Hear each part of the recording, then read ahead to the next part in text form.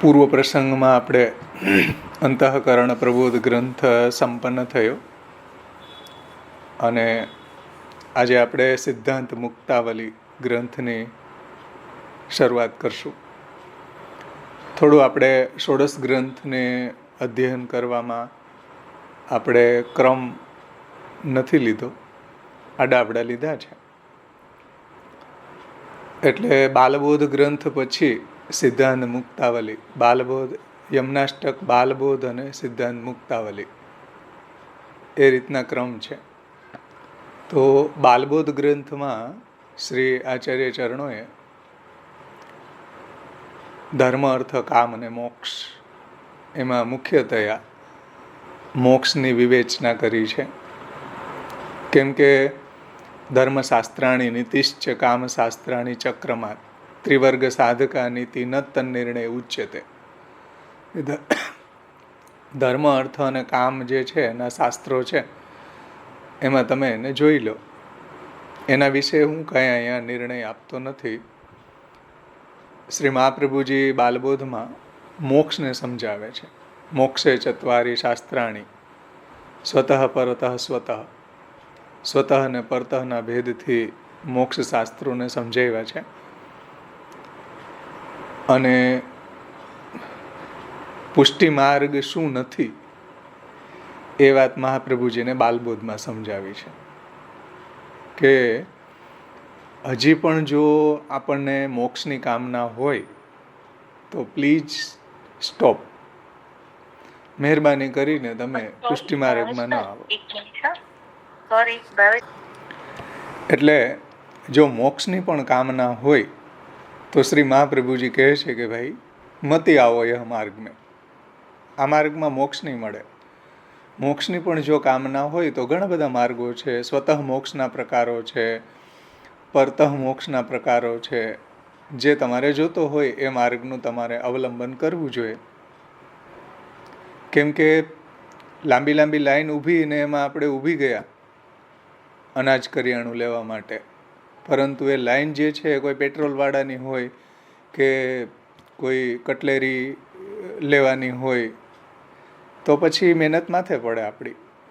એટલે મહાપ્રભુજી પહેલાં જ બાલબોધમાં જ બધા ખુલાસા કરી દીધા કે ભાઈ જેને જે માર્ગમાં રુચિ હોય, જેને જે મોક્ષ છે કે સ્વતઃ મોક્ષ છે કે પરતઃ મોક્ષ છે, એના તત્તદેવને તદીયત્વ અને તદાશ્રય થઈને રહેવું જોઈએ.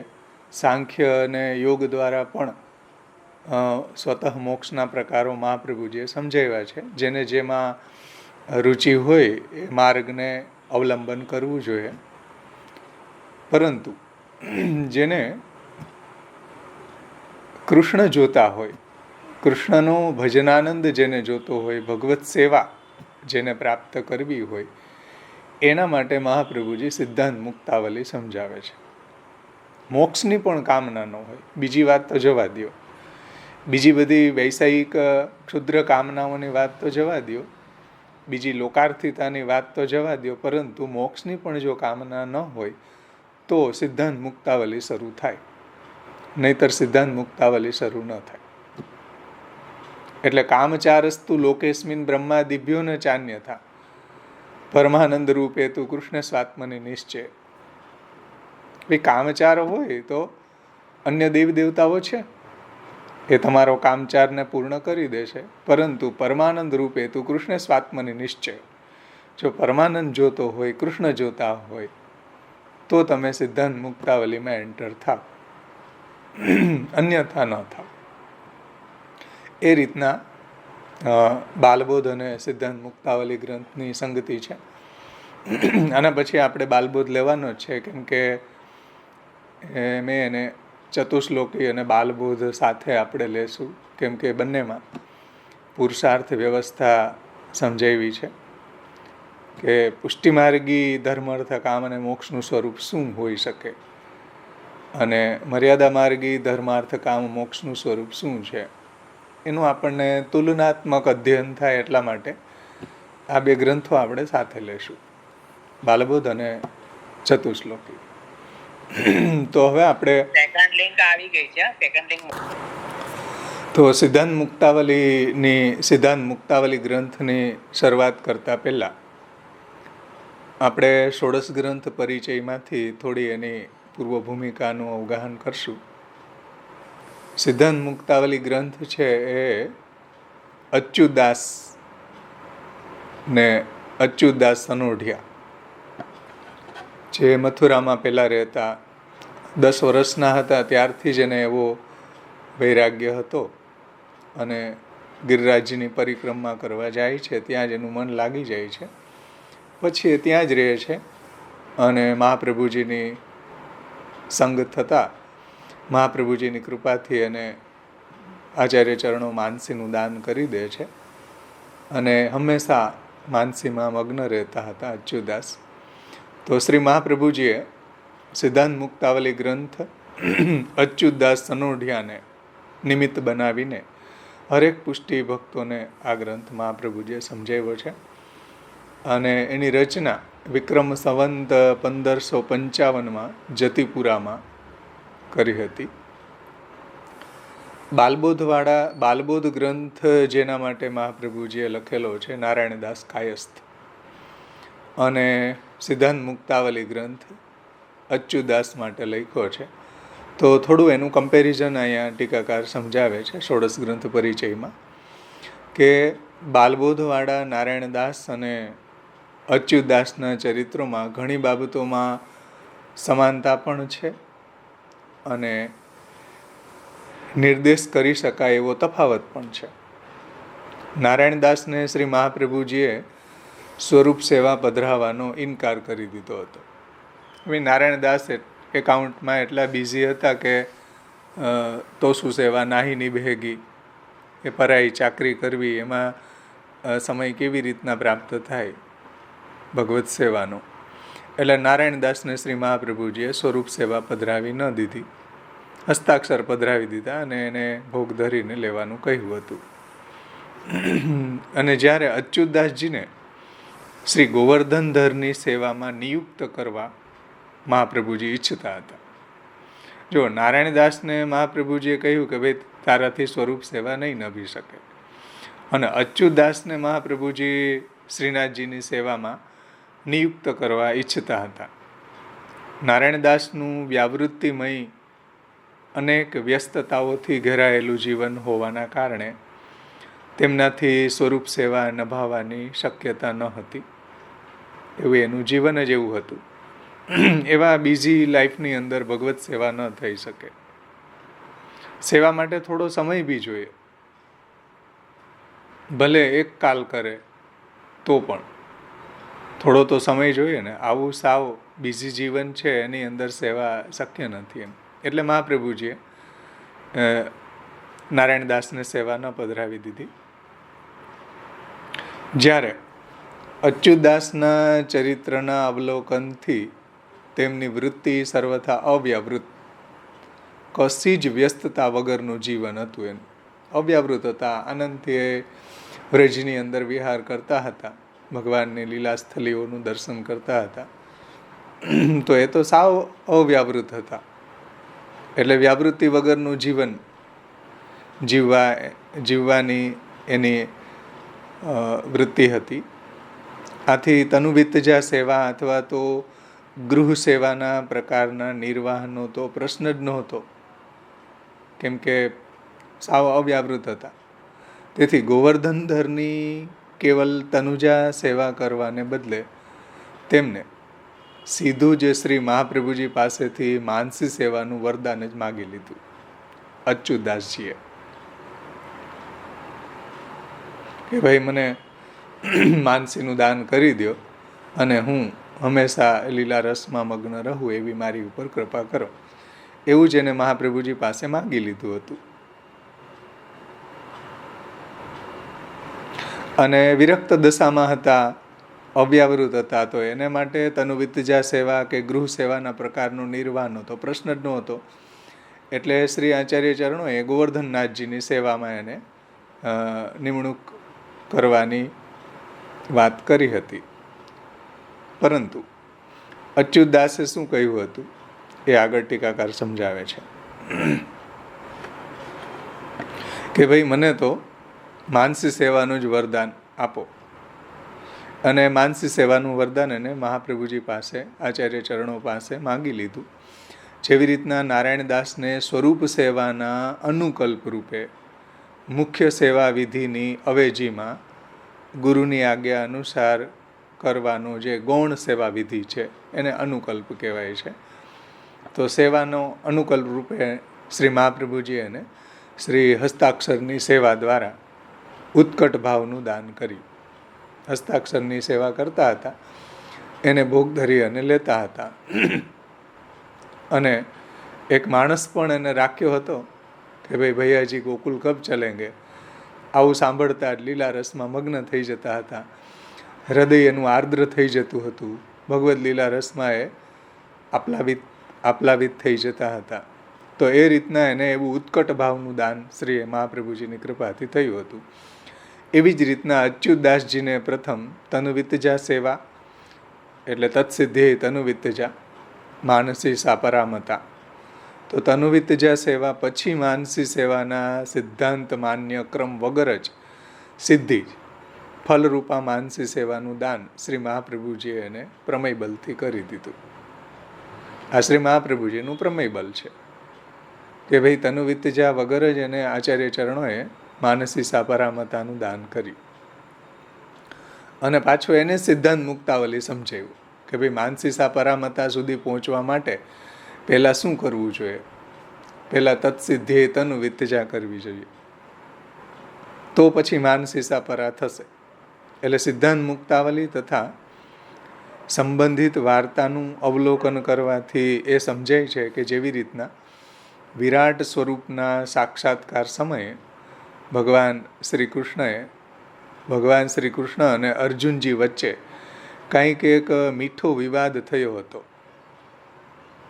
હતો ને કે ભાઈ તમે આવું મને સ્વરૂપનું દર્શન કરાવ્યું એટલે મને બહુ હર્ષય થાય છે, પરંતુ આવું વિરાટ સ્વરૂપ જોઈને મારા ટાંટિયા પણ ધ્રુજે છે, ભય પણ લાગી રહ્યો છે.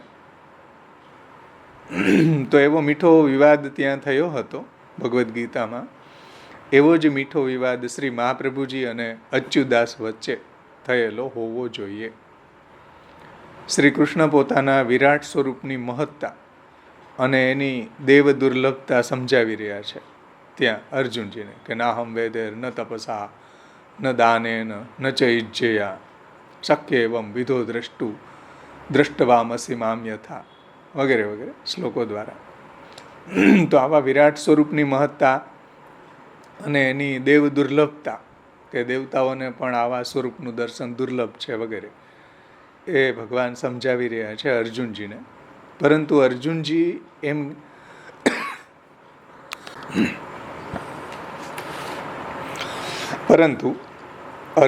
અર્જુનજીનું એમ કહેવાનું હતું કે ભાઈ ગમે તેમ હોય, વાત બધી સાચી કે આવું સ્વરૂપ છે, કોઈ વેદથી તપથી હોમથી જપથી કોઈ સાધનોથી લભ્ય નથી, દેવ દુર્લભ છે, બધી વાત સાચી. પણ તેમને આ સ્વરૂપ નહીં, આ સ્વરૂપમાં એટલે એને દર્શન કરવામાં આનંદ ન આવ્યો જેટલું એને પ્રભુનું જે સૌમ્ય સ્વરૂપ છે, પ્રભુનું જે સામે બિરાજતું સ્વરૂપ છે એનું દર્શન કરવામાં જે એને આનંદ આવતો હતો એવો આનંદ એને વિરાટ સ્વરૂપનું દર્શનમાં ન આવ્યો. ગમે તે હોય, તેમને આ સ્વરૂપમાં નહીં પરંતુ સૌમ્ય માનુષ સ્વરૂપમાં સન્મનુષ્યાકૃતિ રૂપ એમાં જ દર્શન વધારે મનભાવન લાગે છે અર્જુનજીને. એવી જ રીતના અચ્યુતદાસજીને પણ નામ નિવેદન કરાવ્યા પછી શ્રી મહાપ્રભુજી ગોવર્ધનધરની સેવામાં નિયુક્ત કરવા ઈચ્છતા હતા કે તુમ ગોવર્ધનધર કી સેવા કરો, એટલે તમે ગોવર્ધનધરની સેવા કરો. ત્યારે અચ્યુતદાસજીએ આચાર્ય ચરણોને વિનંતી કરી કે મહારાજ મું પર એસી કૃપા કરો જો એકાંત મેં બેઠી કે માનસી સેવા મેં મન લાગે, એકાંતમાં હું માનસી સેવામાં જ મગ્ન રહું, ભગવદ્ લીલા ચિંતનમાં હું મગ્ન રહું. એટલે કે મહારાજ મારા ઉપર એવી કૃપા કરો કે હું એકાંતમાં બેસીને માનસી સેવામાં મારું મન લાગે. ત્યારે શ્રી આચાર્ય ચરણોએ પોતાનું ચરણામૃત આપ્યું અને અચ્યુતદાસે એ ચરણામૃતનું પાન કરીને એના હાથ, આંખ અને મસ્તક ઉપર લગાવીને હૃદય સાથે લગાડ્યું. તેથી અચ્યુતદાસજીના નેત્રો છે એવા અલૌકિક થઈ ગયા અને તેઓ લીલાના દર્શન કરવા લાગ્યા. એના નેત્રો એવા દિવ્ય અલૌકિક થઈ જવાના કારણે ભગવદ્ લીલાનું દર્શન એને થવા લાગ્યું. માનસી એની સિદ્ધ થઈ છે. આવું મહાપ્રભુજીનું આ કર્તૃમ સામર્થ્ય છે, મહાપ્રભુજીનું આ પ્રમેય બલ છે. તો હવે પ્રશ્ન એ થાય કે ભાઈ વિવેક ધૈર્યાશ્રીમાં તો મહાપ્રભુજીએ એવી આજ્ઞા કરી છે કે પ્રાર્થિત એવા તતઃ કિમ સ્યાત્ સ્વામ્યભિપ્રાય સંશયાત સર્વત્ર તસ્ય સર્વમહિ સર્વ સામર્થ્યમેવ ચ. કેમ પ્રાર્થના કરી આવી માનસી સિદ્ધ કરવાની? મહાપ્રભુજીએ જે એને આજ્ઞા કરી કે ભાઈ તમે ગોવર્ધનનાથજી કી સેવા કરો, એ એને ન કરી અને સીધું એને માનસીનું પ્રાર્થના કરી. તો વિવેક ધૈર્યાશ્રયમાં તો મહાપ્રભુજીએ પ્રાર્થનાનો નિષેધ કર્યો છે. આને કેમ સમજવું?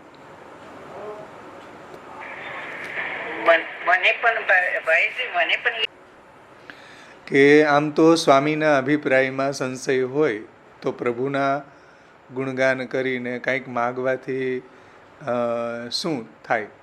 કેમ કે પ્રભુ જે આપવાના છે એનું જ્ઞાન આપણને નથી. આપણે માગીએ કેટલું માગી શકીએ એમ.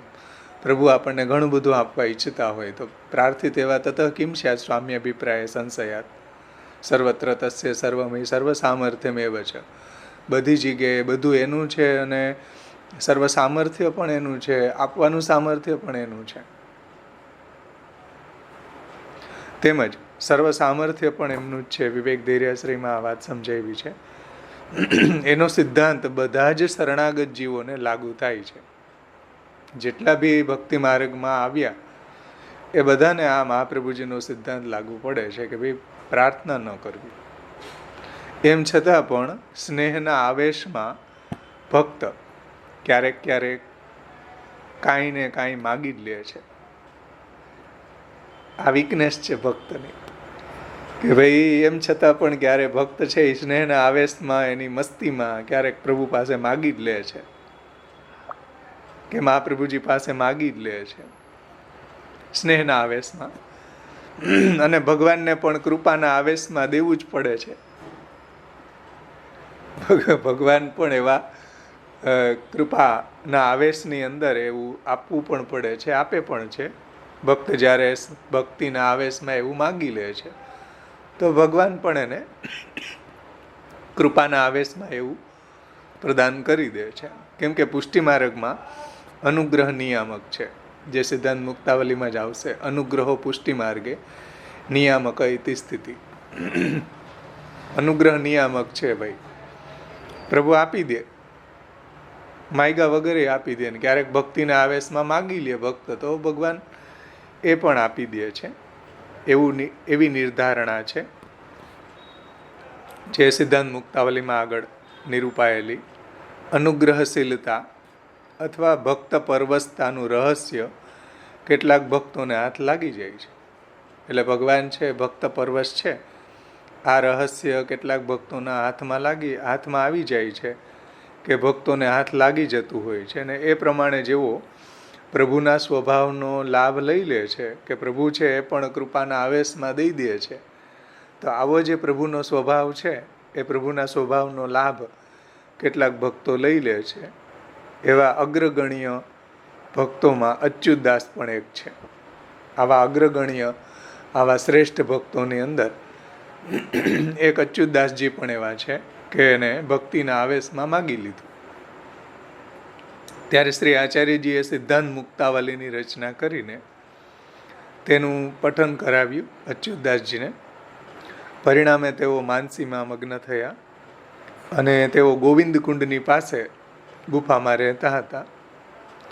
નેત્રો પ્રેમ રસથી ભરેલા રહેતા હતા. તેમને દર્શન દેવાને શ્રી ગુસાઈજી હંમેશા પધારતા હતા. આ વાર્તા પ્રસંગમાં આવે કે શ્રી ગુસાઈજી એને દર્શન દેવા માટે પધારતા હતા. એવું તો લોક મર્યાદા માટે, મર્યાદા રાખવા માટે ઉપરથી એવો ભાવ હતો, પરંતુ એનો જે અંદરનો ભાવ હતો એવો હતો કે શ્રી ગુસાઈજી દર્શન કરવાને પધારતા હતા.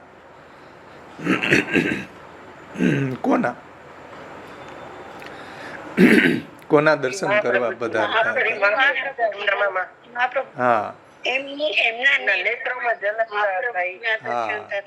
બરાબર, સરસ.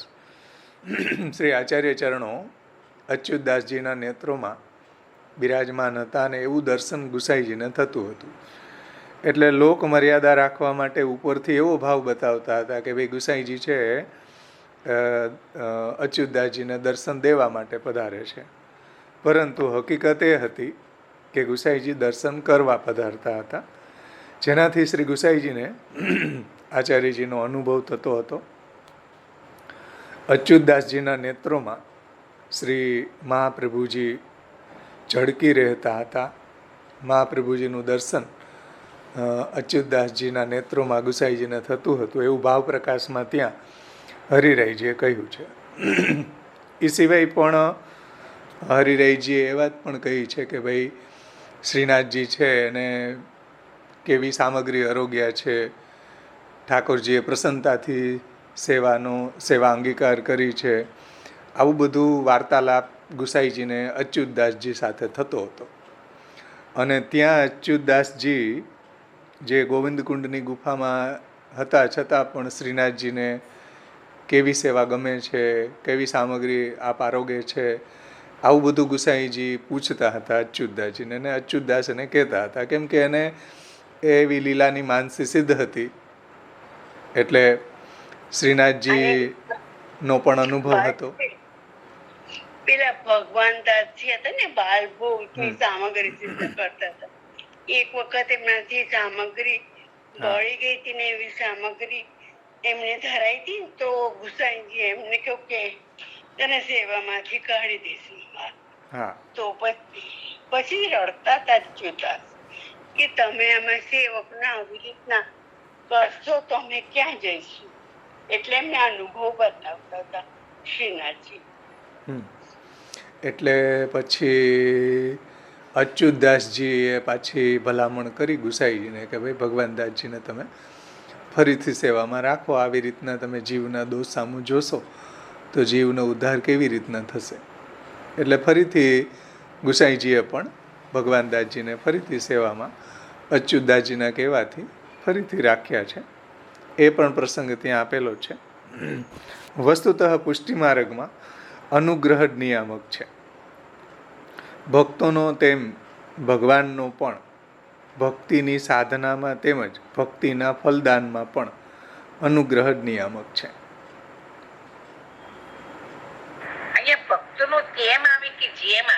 પુષ્ટિ માર્ગમાં અનુગ્રહ જ નિયામક છે, ભક્તોનો તેમજ ભગવાનનો પણ, એટલે ભક્તોનો અને ભગવાનનો બંનેનો. ભક્તિની સાધનામાં તેમજ ભક્તિની ફલદાનમાં. કેમ કે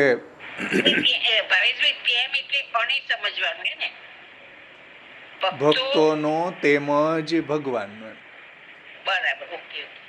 ભક્તોનો અને ભગવાનનો. એટલે ભક્તિની સાધન દશા હોય કે ભક્તિની ફલ દશા હોય, પણ અનુગ્રહ નિયામક છે. ઘણી વખત ભક્તોના અનુગ્રહથી પણ ભગવાન કૃપા કરે છે. મહતામ કૃપયા યાવદ ભગવાન દયૈષ્યતિ. જેમ માધવ ભટ્ટ ને ગદાધર દાસનો પ્રસંગ છે, એવા ઘણા બધા પ્રસંગો જુઓ, એમાં ભક્તની અનુગ્રહથી પણ ગુસાઈજીની કૃપા પ્રાપ્ત થઈ છે, મહાપ્રભુજીની કૃપા પ્રાપ્ત થઈ છે. કોઈ ભક્ત દ્વારા, જેમ સુરદાસજીએ આ વાણિયાને ઉપર કૃપા કરી તો શ્રીનાથજીએ એનો અંગીકાર કર્યો. તો આવી રીતના ભક્તનો પણ અનુગ્રહ નિયામક છે અને ભગવાનનો પણ અનુગ્રહ નિયામક છે. તો ભક્તિની સાધન અવસ્થા હોય કે ભક્તિની ફલાવસ્થા હોય, બંને અવસ્થામાં ભગવાનનો અનુગ્રહ નિયામક છે. જીવ જે કંઈ બી કરી રહ્યો છે એ અવાંતર વ્યાપાર છે, જે આપણે અંતઃકરણ પ્રબોધમાં જોઈ ગયા. જીવ જે કંઈ બી સેવા કરી રહ્યો છે, સત્સંગ કરી રહ્યો છે, ગુણગાન કરી રહ્યો છે, ગ્રંથાધ્યયન કરી રહ્યો છે, ભાગવત સુબોધનીજીનું અધ્યયન કરી રહ્યો છે, બધો અવાંતર વ્યાપાર છે ભગવાનના અનુગ્રહનો. કેમ કે પુષ્ટિ માર્ગે અનુગ્રહ એવ નિયામક, અનુગ્રહો પુષ્ટિ માર્ગે એવ નિયામક. એટલે ખોટી રીતે એવું સાધના અભિમાન ન કરવું. જ્યાં સુધી સાધના અભિમાન હશે ત્યાં સુધી સિદ્ધાંત મુક્તાવલી શરૂ ન થાય. સાધના અભિમાન હોય તો જાઓ બાલબોધમાં ફરીથી કે અમે સ્વતઃ મોક્ષથી મેળવી લેશું ને અમે આ કરી લેશું, તો જાઓ હજી સ્વતઃ મોક્ષના પ્રકારો બતાવ્યા છે, એમાં સાધના અભિમાન જ કામ કરે છે.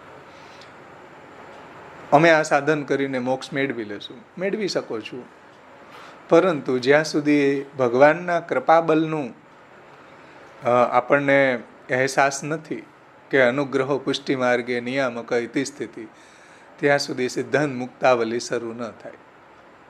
એટલે જ્યારે સાધના અભિમાન છૂટે ત્યારે પુષ્ટિ માર્ગમાં એન્ટર થવાની યોગ્યતા સંપાદિત થાય છે. સમજણ ને? પછી અચ્યુતદાસજીએ, હવે જુઓ આગળ થોડું જ છે હવે ભૂમિકામાં, પછી ગ્રંથનું તાત્પર્ય એક શ્લોકમાં સમજાવ્યું છે. અચ્યુતદાસજીએ છીનવી કે ઝપટીને અપવાદ રૂપે જે અધિકાર મેળવી લીધો હતો તેનો કોઈ અવળો અર્થ ન લઈ બેસે. સમજો, અચ્યુતદાસજીએ આચાર્ય ચરણો પાસેથી માનસીને છીનવી લીધી એમ કહો, તો એનો કોઈ એવો ખોટો અર્થ ન કરી બેસે. એટલે શ્રી મહાપ્રભુજીએ પોતાની સૈદ્ધાંતિક સ્થિતિ આ ગ્રંથમાં સ્પષ્ટ કરતા હોય એવું પ્રતીત થાય છે. એટલે એવી માનસી સુધી પહોંચવા માટે શું કરવું? તો કૃષ્ણ સેવા સદા કાર્ય, માનસી સા પરામતા, ચેતસ્તત પ્રવણમ સેવા, તત્સિદ્ધિ તનુવિતજા. આ ઉપદેશ મહાપ્રભુજીએ અચ્યુતદાસજીને નિમિત્ત બનાવીને આપણને આપ્યો છે કે ભાઈ અચ્યુતદાસજીને તો પ્રમેય બલથી, આચાર્ય ચરણોના કૃપાબલથી માનસી સિદ્ધ થઈ, પરંતુ આધુનિક જે પુષ્ટિજીવો છે એને માનસી સા પરામતા સુધી પહોંચવા માટે તત્સિદ્ધે તનુવિતજા, એ જે ડિસિપ્લિન છે કે એ જે ક્રમ છે એ જ આપણા માટે તો છે, જે સિદ્ધાંત મુક્તાવલીમાં શ્રી મહાપ્રભુજીએ આપણને સમજાવ્યો છે કે આપણને તો ક્રમ વાઇઝ તનુવિતજાથી ચેતસ્તત પ્રવણમ સેવા, અને ચેતસ્તત પ્રવણમથી હંમેશા જ્યારે ચેતસ્તત પ્રવણમ થઈ રહેશે ત્યારે માનસી સાપરામતા સિદ્ધ થઈ જશે. આ આપણા માટેનો ક્રમ છે. એટલા માટે જ અહીંયા અચ્યુતદાસને નિમિત્ત બનાવીને શ્રી આચાર્ય ચરણોએ સિદ્ધાંત મુક્તાવલી ગ્રંથ સમજાવ્યો છે. તો આ રીતના થોડી વાર્તા પ્રસંગ સાથે આખી સંગતિ અહીંયા ભૂમિકામાં લીધી છે. હવે આપણે આગળ ટીકાકારોએ જે રીતે આ ગ્રંથને સમજાવ્યો છે એના પ્રથમ આપણે મંગલાચરણનું અવગાહન કરશું અને ત્યાર પછી આપણે ટીકાનું અવગાહન કરશું. હવે આ સિદ્ધાંત મુક્તાવલી ગ્રંથની અંદર ઘણી ટીકાઓ પ્રગટ થઈ છે. આપણે બધી ટીકાઓ તો નહીં લઈ શકીએ, પરંતુ મુખ્યતયા પ્રભુચરણ શ્રી ગુસાઈજીની અને પુરુષોત્તમજીની ટીકાનું આપણે અવગાહન કરશું. અને શ્રી ગોકુલનાથજીની પણ ટીકા છે, કલ્યાણરાયજીની છે, શ્રી લાલુ ભટ્ટજીની છે, અને દ્વારકેશલાલજીનો પણ વિવૃત્તિ ટીકા છે. આટલી ટીકાઓ અહીંયા સિદ્ધાંત મુક્તાવલી ગ્રંથ ઉપર છે. તો સર્વપ્રથમ આપણે મંગલાચરણની શરૂઆત કરશું. અહીંયા સુધીમાં કોઈને કંઈ પ્રશ્ન છે? જોઈ લે. શ્રી પુરુષોત્તમજીએ ગ્રંથની શરૂઆતમાં અનુબદ્ધ ચતુષ્ટય સમજાવ્યું છે કે ભાઈ અનુબદ્ધ ચતુષ્ટય એટલે કે આ ગ્રંથનો વર્ણ વિષય શું છે, એનો સબ્જેક્ટ મેટર શું છે, પછી આ ગ્રંથનો વિષય, પછી આ ગ્રંથનો અધિકારી કોણ, પછી આ ગ્રંથનો જે વર્ણ વિષય એની સાથે એનો સંબંધ શું છે, અને આ ગ્રંથનું પ્રયોજન શું છે. આને અનુબદ્ધ ચતુષ્ટય કહેવાય. કોઈ બી ગ્રંથને વાંચતા પહેલાં એની અનુબદ્ધ ચતુષ્ટય, એના પ્રાકકથનમાં સમજાવી દીધી હોય છે કે આ ગ્રંથ વાંચવાનો અધિકારી કોણ, સમજાણું ને, અને એનો વર્ણ વિષય શું, અને એનો જે સંબંધ શું છે ગ્રંથ અને વિષય સાથેનો, અને આ ગ્રંથનું પ્રયોજન શું, એ પુરુષોત્તમજીએ શરૂઆતમાં સમજાવ્યું છે. તો એને આપણે થોડું સમજીએ કે અનુબદ્ધ ચતુષ્ટયીથી આ ગ્રંથનો અધિકારી, વિષય, સંબંધ અને પ્રયોજન.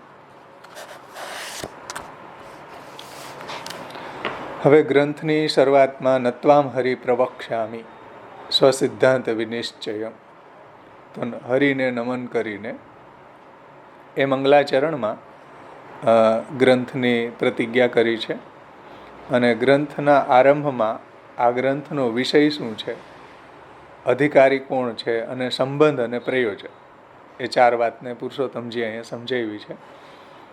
શ્રી આચાર્ય ચરણોએ સ્પષ્ટ શબ્દોમાં આ વાતને કહ્યું નથી સિદ્ધાંત મુક્તાવલીમાં, પરંતુ પુરુષોત્તમજીએ આ વાતને સમજાવી છે મહાપ્રભુજીના હાર્દવિત હોવાના કારણે. તો સ્વસિદ્ધાંત વિનિશ્ચયમ, નત્વામ હરિ પ્રવક્ષ્યામિ સ્વસિદ્ધાંત વિનિશ્ચયમ, એમાં સ્વસિદ્ધાંત વિનિશ્ચય એ પદથી સ્વસિદ્ધાંતી આ ગ્રંથનો વિષય છે. પુષ્ટિ માર્ગના સિદ્ધાંત જે સર્વશાસ્ત્રનો સાર છે. સ્વસિદ્ધાંતના આપણે ટીકાકારોએ જે રીતે અર્થ કર્યા એ આપણે જોશું કે ભાઈ સ્વસિદ્ધાંત એટલે મહાપ્રભુજીનો સિદ્ધાંત નહીં, સ્વસિદ્ધાંત એટલે સર્વશાસ્ત્રનો સિદ્ધાંત. ગોકુલનાથજીએ શ્રી ગુસાઈજીની ટીકાને સમજાવતા આ રીતે એનો અર્થ કર્યો છે કે સ્વસિદ્ધાંત એટલે મહાપ્રભુજીનો પોતાનો સિદ્ધાંત નહીં, પરંતુ વેદાહ શ્રી કૃષ્ણ વાક્યાની વ્યાસસૂત્રાણી ચૈવહી સમાધિ ભાષા વ્યાસસ્ય પ્રમાણમ તચ્ચતુષ્ટયમ ઉત્તરમ પૂર્વ સંદેહવારકમ પરિકીર્તિતમ, એની જે એક વાક્યતાથી જે નિષ્કર્ષ નીકળ્યો છે. એ સિવાય પણ અર્થોયમેવ નિખિલૈરપી વેદ વાક્યે રામાયણે સહિત ભારત પંચરાત્રે અન્યશ્ચ શાસ્ત્રવચને સહ તત્વસૂત્રે નિર્ણીયતે સ હૃદયમ હરિણા સદૈવ. તો આ બધા શાસ્ત્રનો જે સિદ્ધાંત છે એ અહીંયા સ્વસિદ્ધાંતથી સમજાવી રહ્યા છે ટીકાકાર. તો સ્વસિદ્ધાંત વિનિશ્ચયમ, સ્વસિદ્ધાંત એ આ ગ્રંથનો વિષય છે. અને સિદ્ધાંતના વિશેષણ રૂપે અહીંયા સ્વપદ લગાડેલું છે, સ્વસિદ્ધાંત. તો સ્વ શબ્દથી શ્રીમદ આચાર્ય ચરણા અનુરક્ત આપશ્રીના સિદ્ધાંતને જાણવા માટેના જિજ્ઞાસુ ભક્તો કે અનુયાયીઓ એ આ ગ્રંથના અધિકારી છે. આ ગ્રંથના અધિકારી કોણ? તો શ્રી પુરુષોત્તમજી સમજાવે છે કે ભાઈ સ્વસિદ્ધાંતની અંદર જે સ્વ શબ્દ છે એ સ્વ શબ્દથી શ્રીમદ આચાર્ય ચરણા અનુરક્ત, શ્રી મહાપ્રભુજીમાં નિષ્ઠાવાન, શ્રી મહાપ્રભુજીની આજ્ઞાનું પાલન કરવામાં જેને નિષ્ઠા છે એવા જે ભક્તો છે એ આ ગ્રંથના અધિકારી છે, એવું પુરુષોત્તમજી કહે છે. સમજાણ ને? શ્રીમદાચાર્ય ચરણ અનુરક્ત અને આપશ્રીના સિદ્ધાંતોના જિજ્ઞાસુ, એને જાણવાની ઈચ્છાવાળા, એને આચરણમાં મૂકવાની ઈચ્છાવાળા, એ સિદ્ધાંતમાં નિષ્ઠાવાળા, મહાપ્રભુજીની વાણીમાં નિષ્ઠાવાળા, આચાર્ય ચરણોમાં નિષ્ઠાવાન જે અનુયાયી છે, જે ભક્તો છે, એ આ ગ્રંથના અધિકારી છે.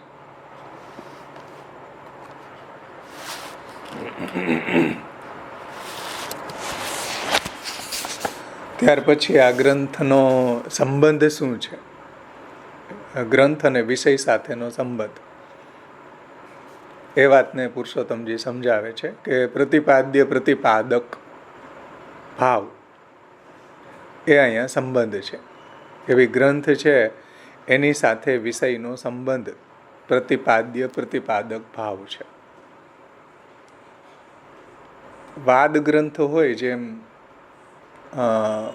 ભક્તિ અંશ, ભક્તિ હેતુ નિર્ણય, વિદ્વન મંડન, આવા ગ્રંથો જે છે એની અંદર ખંડન મંડન ભાવ હોય છે.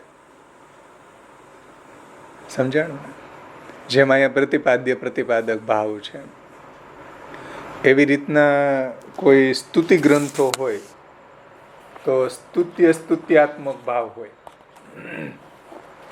સમજો? એવી રીતના અહીંયા પ્રતિપાદ્ય પ્રતિપાદક ભાવ એટલે જે ગ્રંથ છે એનો વિષય સાથેનો સંબંધ. હવે ગ્રંથ સિદ્ધાંત મુક્તાવલી હોય એનો વિષય જે છે પાછો કોઈ માયાવાદનું જ વર્ણન હોય તો એ સંબંધ બરાબર ન થયો કહેવાય. સમજાણું? એટલે ગ્રંથ અને વિષય સાથેનો સંબંધ એવા અહીંયા પ્રતિપાદ્ય પ્રતિપાદક ભાવ છે. પ્રતિપાદ્યનો મતલબ ગ્રંથ, પ્રતિપાદકનો મતલબ હા, એનો અર્થ શું છે? જે ગ્રંથની અંદર જેનું પ્રતિપાદન થયું છે તે.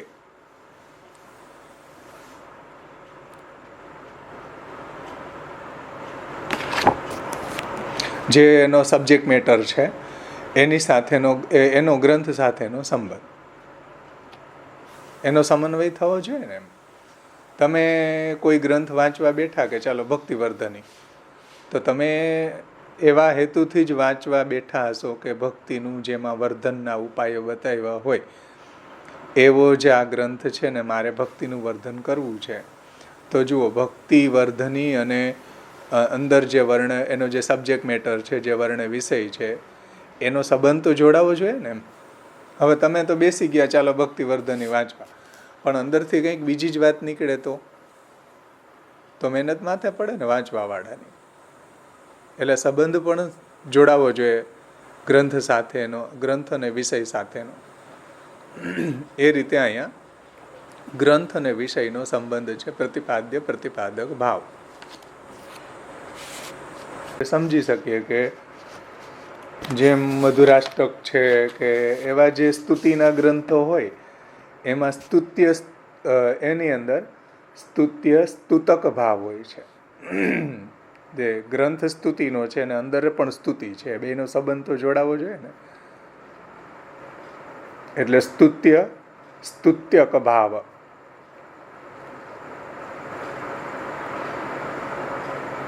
પછી વિવેચ્ય વિવેચક ભાવ હોઈ શકે, ખંડન મંડન ભાવ હોઈ શકે, જે વાદ ગ્રંથો છે એની અંદર. એ રીતના અહીંયા પ્રતિપાદ્ય પ્રતિપાદક ભાવ છે. અને આ ગ્રંથનું પ્રયોજન શું? હા, આ ગ્રંથમાં સિદ્ધાંત એ પ્રતિપાદ્ય છે. આ ગ્રંથમાં સિદ્ધાંત, સ્વસિદ્ધાંત વિનિશ્ચય, તો એ જે સ્વસિદ્ધાંત છે એ અહીંયા પ્રતિપાદ્ય છે, એનો સબ્જેક્ટ મેટર છે. અને આ ગ્રંથ એ સિદ્ધાંતનો પ્રતિપાદક છે. આ ગ્રંથ એ સિદ્ધાંતનો પ્રતિપાદક છે કે એનું નિરૂપણ કરવા વાળો છે. પ્રતિપાદક છે એટલે કે એનો નિરૂપણ કરવા વાળો છે, નિરૂપક છે. તેથી તે જ અહીંયા સંબંધ છે. પછી આ ગ્રંથનું પ્રયોજન તો પુરુષોત્તમજી કહે છે કે છેલ્લા શ્લોકની અંદર સ્ફુટ જ છે કે એતદ બુદ્ધવા વિમુચ્ય તો પુરુષ સર્વ સંશયા. આ ગ્રંથને સમજી લેવાથી કોઈ પણ જાતના સંદેહ નહીં થાય. પુરુષ સર્વ સંદેહોથી મુક્ત થઈ જશે. કયા સર્વ સંદેહો ભાઈ? કે સેવાની બાબતના સર્વ સંદેહો, સેવ્યની બાબતના સર્વ સંદેહો અને સેવા કર્તાની બાબતના સર્વ સંદેહો. સમજાણું ને? આ ગ્રંથની અંદર શરૂઆતના 2 શ્લોકની અંદર સેવાનું સ્વરૂપ સમજાવ્યું છે. સેવાનું સ્વરૂપ લક્ષણ, સેવાનું ફલ લક્ષણ, સેવાનું સાધન લક્ષણ, સેવાનું અવાંતર ફલ લક્ષણ, એ બાબતના સંદેહો દૂર થઈ જશે. ત્યાર પછી આપણે જોઈએ તો એમાં સેવ્યનું સ્વરૂપ સમજાવ્યું છે 3 શ્લોકથી લઈને 11.5 શ્લોક સુધી.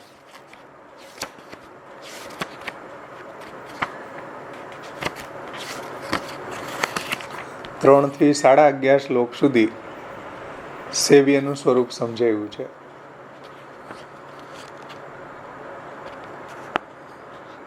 અને ત્યાર પછીના જે શ્લોકો છે એની અંદર સેવકનું સ્વરૂપ સમજાયું છે. તો સેવા, સેવ્ય અને સેવક આ બાબતોમાં કોઈ જાતના સંદેહ નહીં રહે. કેમ કે આ ગ્રંથ એટલો ઇમ્પોર્ટન્સ છે, આ ગ્રંથ એટલો મહત્વપૂર્ણ છે કે આજનું જે પુષ્ટિ સંપ્રદાયનું જે વાતાવરણ છે, જે ટ્રેડિશન છે, અત્યારની કન્ડિશન જે છે, એમાં 95% લોકો આ ગ્રંથથી વિપરીત આચરણ કરે છે. મહાપ્રભુજીના સિદ્ધાંત મુક્તાવલી ગ્રંથથી બિલકુલ ઓપોઝિટ આચરણ છે. સમજો, આજનું જે વાતાવરણ છે એને સિદ્ધાંત મુક્તાવલી સાથે કંઈ લેવા દેવા જ નથી. એટલે હરેક પુષ્ટિજીવો જો સિદ્ધાંત મુક્તાવલીનું અધ્યયન કરે તો અત્યારનું જે ટ્રેડિશન છે, અત્યારનું જે પુષ્ટિ સંપ્રદાયમાં જે મહાપ્રભુજીના સિદ્ધાંત વિરુદ્ધ જે વાતાવરણ છે એમાંથી બહાર નીકળી શકશે. અન્યથા એમાં જ ખપી મરશે ભોગવાદી થઈને. એટલે જો આવા એટમોસ્ફિયરમાંથી, આવા સિદ્ધાંત વિરુદ્ધ વાતાવરણમાંથી જો બહાર આવવું હોય તો સિદ્ધાંત મુક્તાવલી હરેક વૈષ્ણવોએ, આચાર્યોએ અધ્યયન કરવું ખૂબ જરૂરી છે. એ જ આપણને આમાંથી ઉબારી શકે એમ છે અત્યારે. સમજો, અત્યારે જે સંપ્રદાયની અંદર પરિસ્થિતિ સર્જાણી છે એમાંથી જો કોઈ ઉબારી શકે તો એ સિદ્ધાંત મુક્તાવલી ઉબારી શકે. જે આપણા સંદેહોનું નિવારણ કરી શકે તો એ સિદ્ધાંત મુક્તાવલી બધા સંદેહોનું નિવારણ કરી શકે. કે એતદ બુદ્ધવા વિમુચ્યેત પુરુષ સર્વ સંશયા, બધા સંશયોમાંથી મુક્ત થઈ જશે. આ રીતના અહીંયા અનુબદ્ધ ચતુષ્ટયી શ્રી પુરુષોત્તમજીએ શરૂઆતમાં સમજાવી છે કે ભાઈ આ અનુબદ્ધ ચતુષ્ટયી વાંચીને જ આગળ વધવું.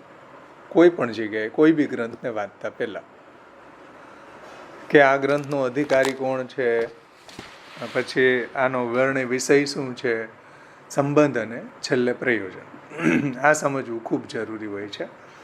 હવે આપણે મંગલાચરણનું અવગાહન કરશું. અનુબદ્ધ ચતુષ્ટયી બધાને સમજાણીને એમાં હજી ઘણો બધો વિસ્તાર છે, એમાં આપણે નહીં જઈએ કેમ કે વિષયની અંદર પણ હજી ઘણો બધો વિસ્તાર છે. વિષયની અંદર પાછા ઉપક્રમો, ઉપસંહારો, અભ્યાસો, અપૂર્વતા, ફલમ, અર્થવાદો, ઉપપત્તિશ્ચ, લિંગમ, તાત્પર્ય, નિર્ણય, આ 6 જે એના ચિહ્ન બતાવ્યા છે એ રીતના એ લિંગમ, તાત્પર્ય, નિર્ણય, એનાથી એનું તાત્પર્ય નિર્ધારણ થાય છે. ઉપક્રમમાં શું કહ્યું છે, ઉપસંહારમાં શું કહ્યું છે, વારંવાર કઈ વાતને ઇંગિત કરી છે, ઉપક્રમો, ઉપસંહારો, અભ્યાસો, અપૂર્વતા, આટલા બધા ગ્રંથ હોવા છતાંય આ ગ્રંથની વિલક્ષણતા શું છે, એની અપૂર્વતા શું છે. અર્થવાદ, આમાં કઈ વાતની વારંવાર સ્તુતિ કરવામાં આવી છે અને કઈ વાતને તર્કથી, ઉપપત્તિથી સિદ્ધ કરી છે. અર્થવાદ, ઉપપત્તિશ્ચ, લિંગમ, તાત્પર્ય, નિર્ણય, આ રીતના ગ્રંથના તાત્પર્યનું નિર્ધારણ કરવું છે. શાસ્ત્રની ડિસિપ્લિન છે.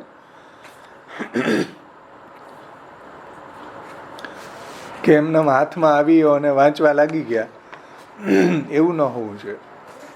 આપણા પુષ્ટિ સંપ્રદાયમાં તો મહાપ્રભુજીના બધા ગ્રંથો પુષ્ટિ સંપ્રદાયમાં એન્ટર થયા પહેલાં આપણે એનું અધ્યયન કરવું જોઈએ.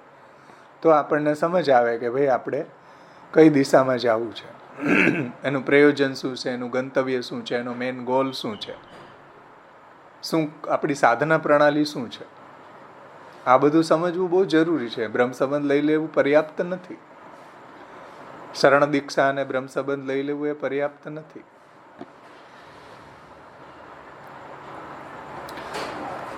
અહીંયા સુધીમાં કોઈને કંઈ પ્રશ્ન છે? મિત્ર, આપણે મંગલાચરણ જોઈએ બધા આચાર્યોને.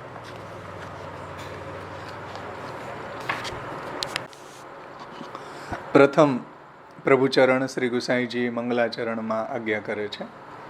પ્રણમ્ય પિતૃપાદાબ્જ પરાગમ અનુરાગતઃ કૃપયા વિશદીકુર્મસ્ત તદ્વાંગ મુક્તા ફલાવલીમ. શ્રી પ્રભુચરણ ગુસાઈજી મંગલાચરણમાં આજ્ઞા કરે છે કે પિતૃચરણ શ્રી મહાપ્રભુજીના જે ચરણ કમલ છે એની જે રજ છે, એની જે પરાગ છે, એ પરાગને હું પ્રણામ કરું છું. પ્રણમ્ય પિતૃપાદાબ્જ પરાગમ અનુરાગત. શ્રી મહાપ્રભુજીના ચરણ કમળની જે રેણુ છે, મહાપ્રભુજીનું ચરણ કમલ છે તો એની અંદર પરાગ છે, એને હું અનુરાગપૂર્વક, ભક્તિપૂર્વક પ્રણામ કરું છું. મહાપ્રભુજીના ચરણ કમળની રેણુને દૈન્ય પ્રગટ કરે છે આપ કે ભાઈ ડાયરેક્ટ ચરણને નમન ન કહેતા, શ્રી મહાપ્રભુજીના ચરણ કમળની રેણુને હું અનુરાગપૂર્વક પ્રણામ કરું છું. અને કૃપયા વિશદીકુર્વમ, એમની કૃપાથી, શ્રી મહાપ્રભુજીની કૃપાથી એની જે વાણીરૂપી આ મોતીઓની શૃંખલા છે, સમજો, તદ્વાંગ મુક્તા ફલાવલીમ, એટલે મુક્તાફલની જે માલા છે, મહાપ્રભુજી આપણને આ એક મુક્તાફલની માળા પહેરાવવા માગે છે, સિદ્ધાંત રૂપી મુક્તાફલની માલા. આને બધાય પુષ્ટિ માર્ગીઓએ બધાએ ધારણ કરવી જોઈએ. એ પછી વૈષ્ણવ હોય કે મહારાજ હોય કે શાસ્ત્રી હોય કે કોઈ બી હોય, આ માલા બધાએ ધારણ કરવી જોઈએ. બે કંઠીની સાથે સાથે ત્રીજી માલા મહાપ્રભુજી આપણને સિદ્ધાંત મુક્તાવલીની પહેરાવવા માગે છે, એવું ગુસાઈજી કહે છે. જો સિદ્ધાંત મુક્તાવલી રૂપી એ મુક્તાફલની માલા બધાએ પુષ્ટિજીવોએ પહેરવી જોઈએ. એટલે કહે છે કે કૃપયા વિશદીકુર્વમ તદ્વાંગ મુક્તા ફલાવલીમ, એટલે એની કૃપાથી આ વાણીરૂપી જે મોતીઓની જે માલા છે, જે શૃંખલા છે, એનો હું સારી રીતે વિસ્તાર કરી શકું. એમની કૃપાથી આ જે સિદ્ધાંત મુક્તાવલી રૂપી જે મોતીઓની માલા છે એ મહાપ્રભુજીએ આપી છે, એ ગ્રંથ આપણને આપ્યો છે, એનો હું વિસ્તાર કરી શકું મહાપ્રભુજીની કૃપાથી. એટલે શ્રી મહાપ્રભુજીના ચરણ કમળની રેણુને હું અનુરાગપૂર્વક વંદન કરું છું. આ શ્રી ગુસાઈજી કહે છે. આની પહેલાં પણ નવરત્નનો હાર મહાપ્રભુજીએ આપણને આપ્યો હતો. નવરત્નોનો હાર, એ રત્નોનો હાર આપણને ધારણ કરવાનો છે. સાથે સાથે આપણે આ સિદ્ધાંતરૂપી મુક્તોની, સિદ્ધાંતરૂપી મોતીઓની માલા પણ આપણે નિત્ય આપણા કંઠમાં ધારણ કરવી જોઈએ. એટલે ગુસાઈજી અહીંયા શબ્દ મૂકે છે કે તદ્વાંગ મુક્તા ફલાવલીમ, મુક્તાફલ રૂપી મોતીઓની માલા શ્રી મહાપ્રભુજીએ આપણને આપી છે અને આપણે એને હંમેશા ધારણ કરવી જોઈએ. ત્યાર પછી મંગલાચરણ છે શ્રી ગોકુલનાથજીનું. શ્રીમદ ગોકુલનાથજી બહુ સુંદર રીતે મંગલાચરણ કરે છે. શ્રી ગોકુલનાથજી કહે છે કે યદ વાંછૈવ મોક્ષાંતા પુમર્થા અધિકૃતા સ કોપી પિતૃપાદાબ્જ रेणुर्मह्यम प्रसीदतु,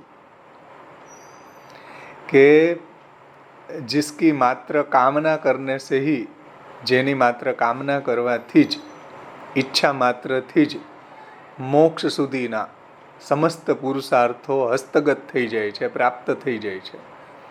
કે પુષ્ટિ માર્ગે હરેર્દાસ્યમ ધર્મો અર્થો હરિરેવ કામો હરે દિદૃક્ષૈવ મોક્ષ કૃષ્ણસ્ય ચેત ધ્રુવો, કે જેની ઈચ્છા માત્રથી જ ધર્માર્થ કામ મોક્ષ સુધીના પુરુષાર્થો હસ્તગત થઈ જાય છે, પ્રાપ્ત થઈ જાય છે. એવા કોણ? એવા અનિર્વચનીય પિતૃચરણ કમલોની રેણુ. ગુસાઈજી શું કહે જુઓ, ગોકુલનાથજી શું કહે છે જુઓ, એવી અનિર્વચનીય પિતૃચરણ કમળની રેણુ મારી ઉપર પ્રસન્ન થાવો. મહ્યમ પ્રસિદ્ધ તું, મારી ઉપર શ્રી ગુસાઈજીના ચરણ કમળની રેણુ પ્રસન્ન થાવો. કેવા ગુસાઈજી કે જે ગુસાઈજીના શરણે આવેલા છે એને ઈચ્છા માત્રથી જ એને ભક્તિ માર્ગી ચારે પુરુષાર્થો હસ્તગત થઈ જાય છે, પ્રાપ્ત થઈ જાય છે ગુસાઈજીની કૃપાથી. એવા પ્રભુચરણ શ્રી ગુસાઈજીના ચરણ કમળની રેણુ મારી ઉપર હંમેશા પ્રસન્ન થાવ. જુઓ, ચરણની રેણુ મારા ઉપર પ્રસન્ન થાવો.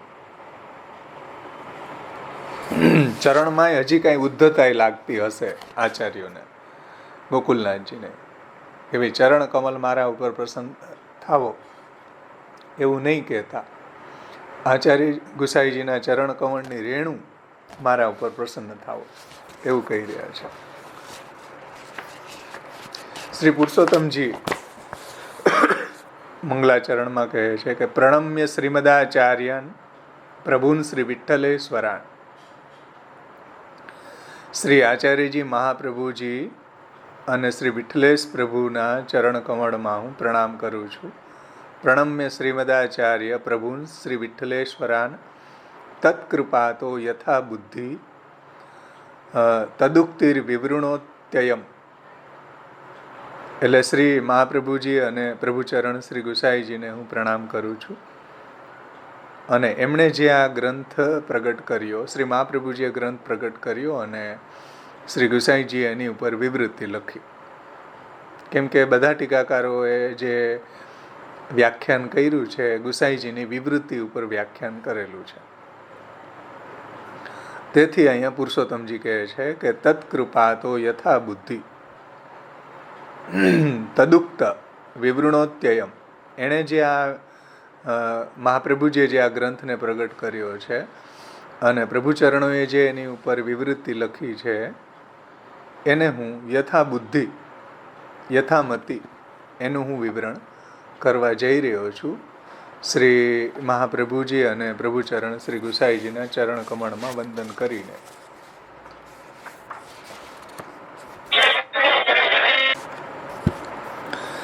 શ્રી લાલુ ભટ્ટજી મંગલાચરણ કરે છે કે શ્રુત્યૈક સિદ્ધ શૃંગાર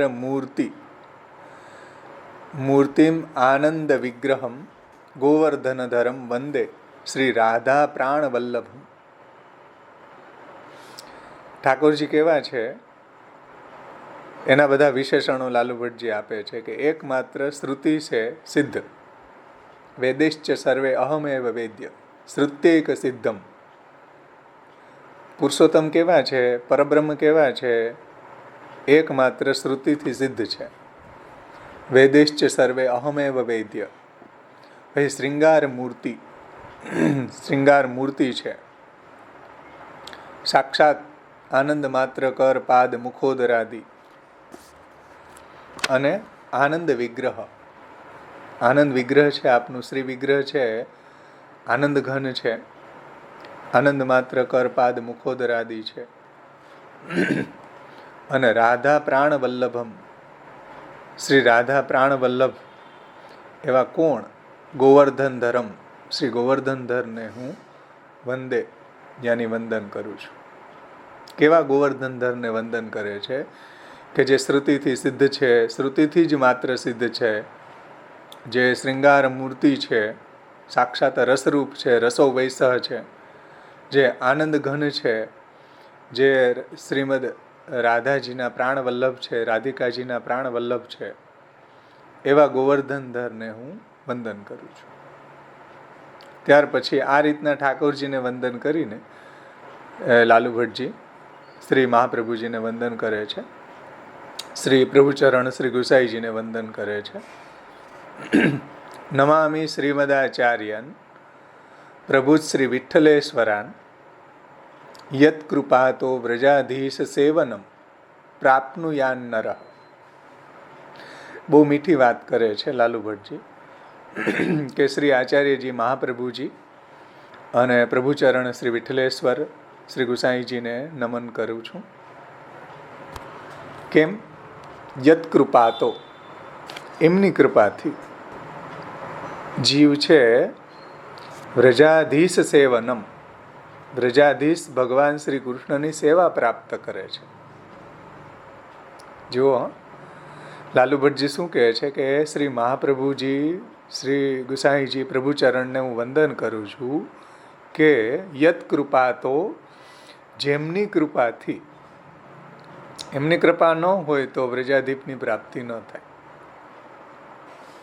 કેમ કે શ્રીમદાચાર્ય કૃપયે તિષ્ઠતી સ્વગૃહે હરિ, એવું હરિરાયજી પણ કહે છે શિક્ષાપત્રમાં.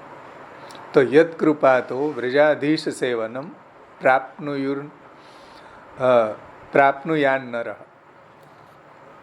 જેમની કૃપાથી જીવ વ્રજાધીપની સેવાને પ્રાપ્ત કરે છે એવા શ્રી મહાપ્રભુજી અને શ્રી પ્રભુચરણ શ્રી ગુસાઈજીને હું વંદન કરું છું. કેટલા સુંદર મંગલાચરણો છે. હવે આપણે પ્રથમ શ્લોકની જે ઉત્થાનિકા છે એ બધાની લેશું. એમાં બધા પાસે પુષ્ટિ વિધાનમ હોય તો એમાં જે ઉત્થાનિકા લીધી છે પુરુષોત્તમજીનું ભૂમિકામાંથી, અને ટૂંકમાં છે આપણે એમાંથી લેશું, કેમ કે પુરુષોત્તમજીનો ઘણો બધો વિસ્તાર છે.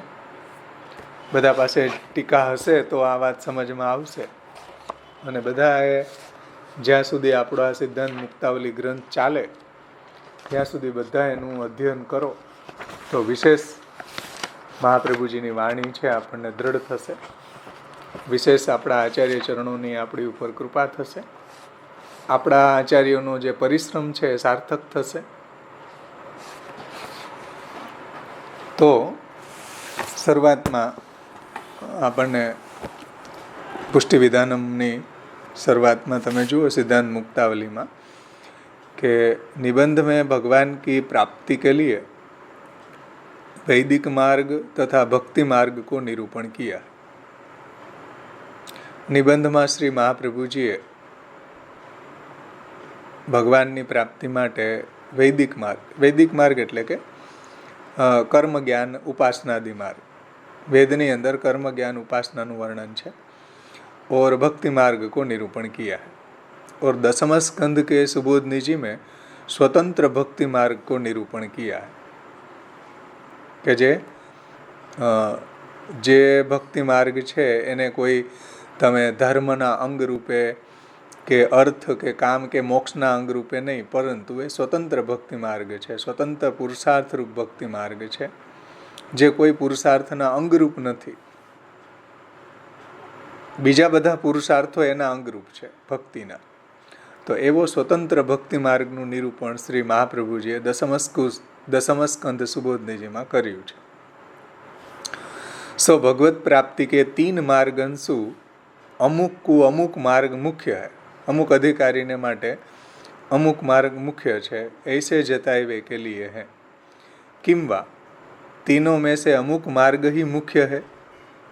ऐसे जताए के लिए है. એટલે આ ત્રણેયમાંથી કોઈ એક માર્ગ મુખ્ય છે એવું જણાવ્યું છે મહાપ્રભુજીને, કે અમુક અધિકારીને માટે અમુક માર્ગ ઉત્તમ છે એવું જણાવવું છે.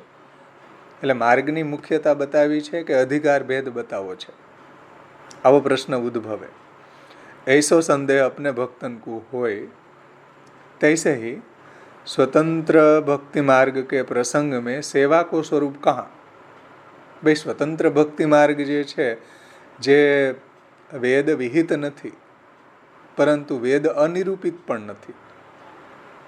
સમજાણું ને? જે મહાપ્રભુજીએ નિબંધમાં સમજાવ્યું છે કે જે સ્વતંત્ર ભક્તિ માર્ગ છે વેદ વિહિત પણ નથી અને વેદ અનિરૂપિત પણ નથી. ગૂઢતયા એમાં નિરૂપણ થયેલું જ છે, જે આગળ પુરુષોત્તમજી સમજાવશે કે બ્રહ્માજીએ 3 વખત વેદનું અધ્યયન કર્યું તો એનો નિષ્કર્ષ એક જ નીકળ્યો, ભગવાનની સેવા, ભગવાનની ભક્તિ. પણ ડાયરેક્ટ વેદની અંદરથી આ વસ્તુ કોઈને મળવી કઠિન છે.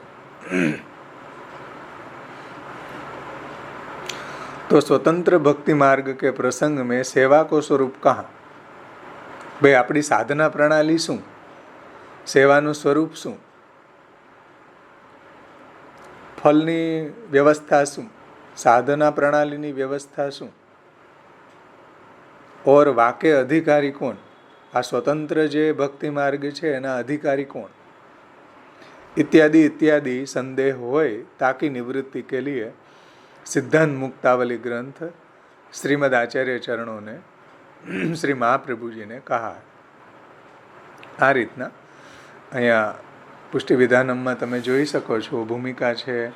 કોઈ પાસે કદાચ આ ટીકા ન હોય તો એમાં શ્રી ગુસાઈજીની વિવૃત્તિ ટીકાનો ટેક્સ એમાં આપેલો જ છે. તો એમાંથી પણ તમે જોઈ શકો છો. આપણે પ્રભુચરણ શ્રી ગુસાઈજીની ટીકા લેવાની છે. એમાં આપણે મંગલાચરણ જોયું.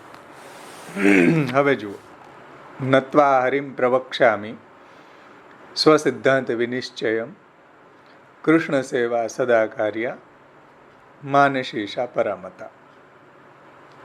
નત્વામ હરિમ, હરિ શબ્દથી દુઃખને હરવાવાળા હરિ ભગવાનને નમન કરીને હું શ્રી મહાપ્રભુજી સ્વસિદ્ધાંત વિનિશ્ચયમ, પોતાના માર્ગના સિદ્ધાંતને નિશ્ચયપૂર્વક સારી રીતે કહું છું. પોતાના સિદ્ધાંત રૂપ શાસ્ત્રાર્થને સારી રીતે કહું છું. એમાં સ્વશબ્દના ટીકાકારોએ જે રીતે અર્થ કર્યા આપણે લેશું કે સ્વસિદ્ધાંત એટલે શું. આ મહાપ્રભુજીએ સિદ્ધાંત જે સ્વસિદ્ધાંત છે એ કઈ રીતે સમજાવ્યો, ક્યાંથી સમજાવ્યો, એ આપણા આચાર્યો એના ખુલાસા કરેલા છે. શું સ્વસિદ્ધાંત છે ભાઈ? શાસ્ત્રનો સિદ્ધાંત શું છે? કૃષ્ણ સેવા સદા કાર્ય, શ્રી કૃષ્ણની સેવા હંમેશા કરવી સદા, અને માનસી સા પરામતા, માનસી સેવાને ફલરૂપા માનેલી છે, પરા માનેલી છે. આ રીતના આ શ્લોકનો આપણે અન્વય જોયો. હવે શ્રી ગુસાઈજીની ટીકાનું આપણે અવગાહન કરશું. મંગલાચરણ આપણે જોઈ લીધું. શ્રી ગુસાઈજી વિવૃત્તિમાં આજ્ઞા કરે છે કે ભાઈ ચોથા શ્લોકની અંદર માયિકમ સગુણમ કાર્યમ સ્વતંત્રં ચેતી નૈકધા એ જે વાત કરી ને, તો સ્વસિદ્ધાંતમ ઇતિ અગ્રે વક્ષમાણે બહુભી મિથો વિરુદ્ધે સિદ્ધાંતે શાસ્ત્રાર્થ સંદેહે તન્નિરાશાય સ્વસિદ્ધાંત રૂપ શાસ્ત્રાર્થ નિશ્ચય વક્ષ્યામિ જ્ઞતિ.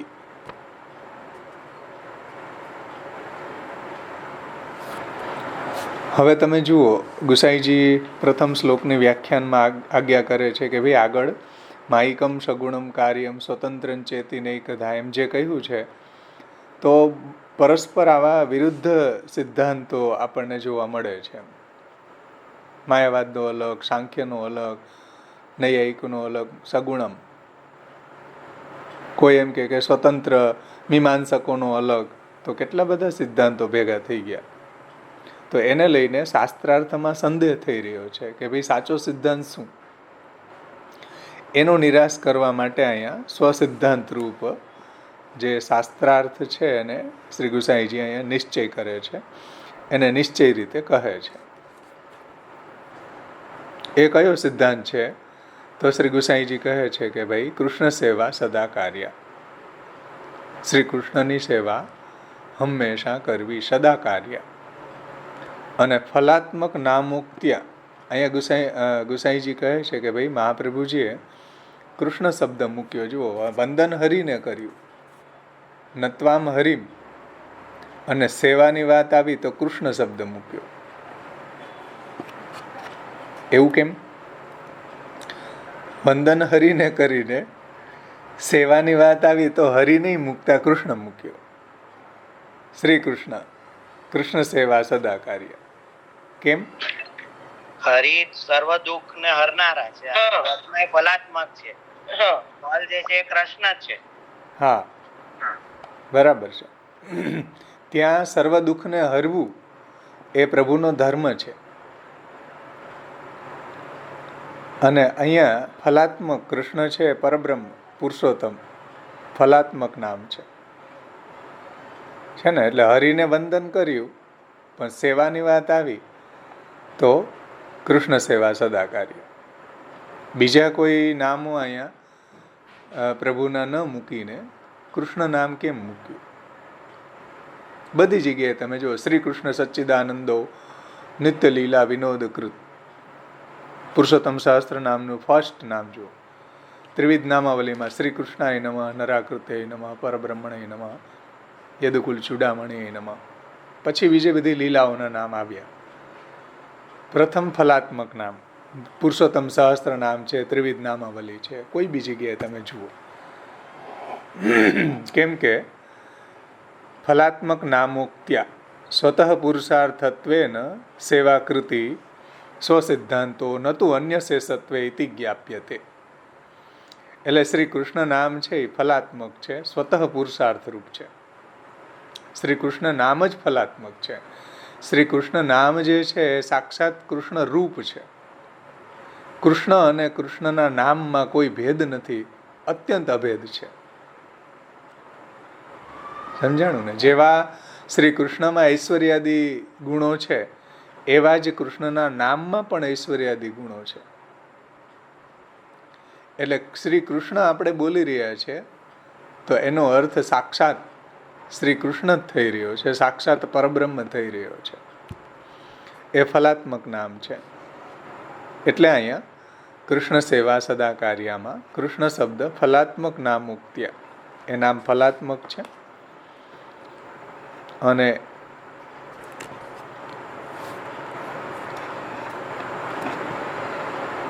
અને એવા જે ફલાત્મક નામ છે એ ફલાત્મક નામની સેવા પણ સ્વતઃ પુરુષાર્થ રૂપ માનીને કરવી જોઈએ.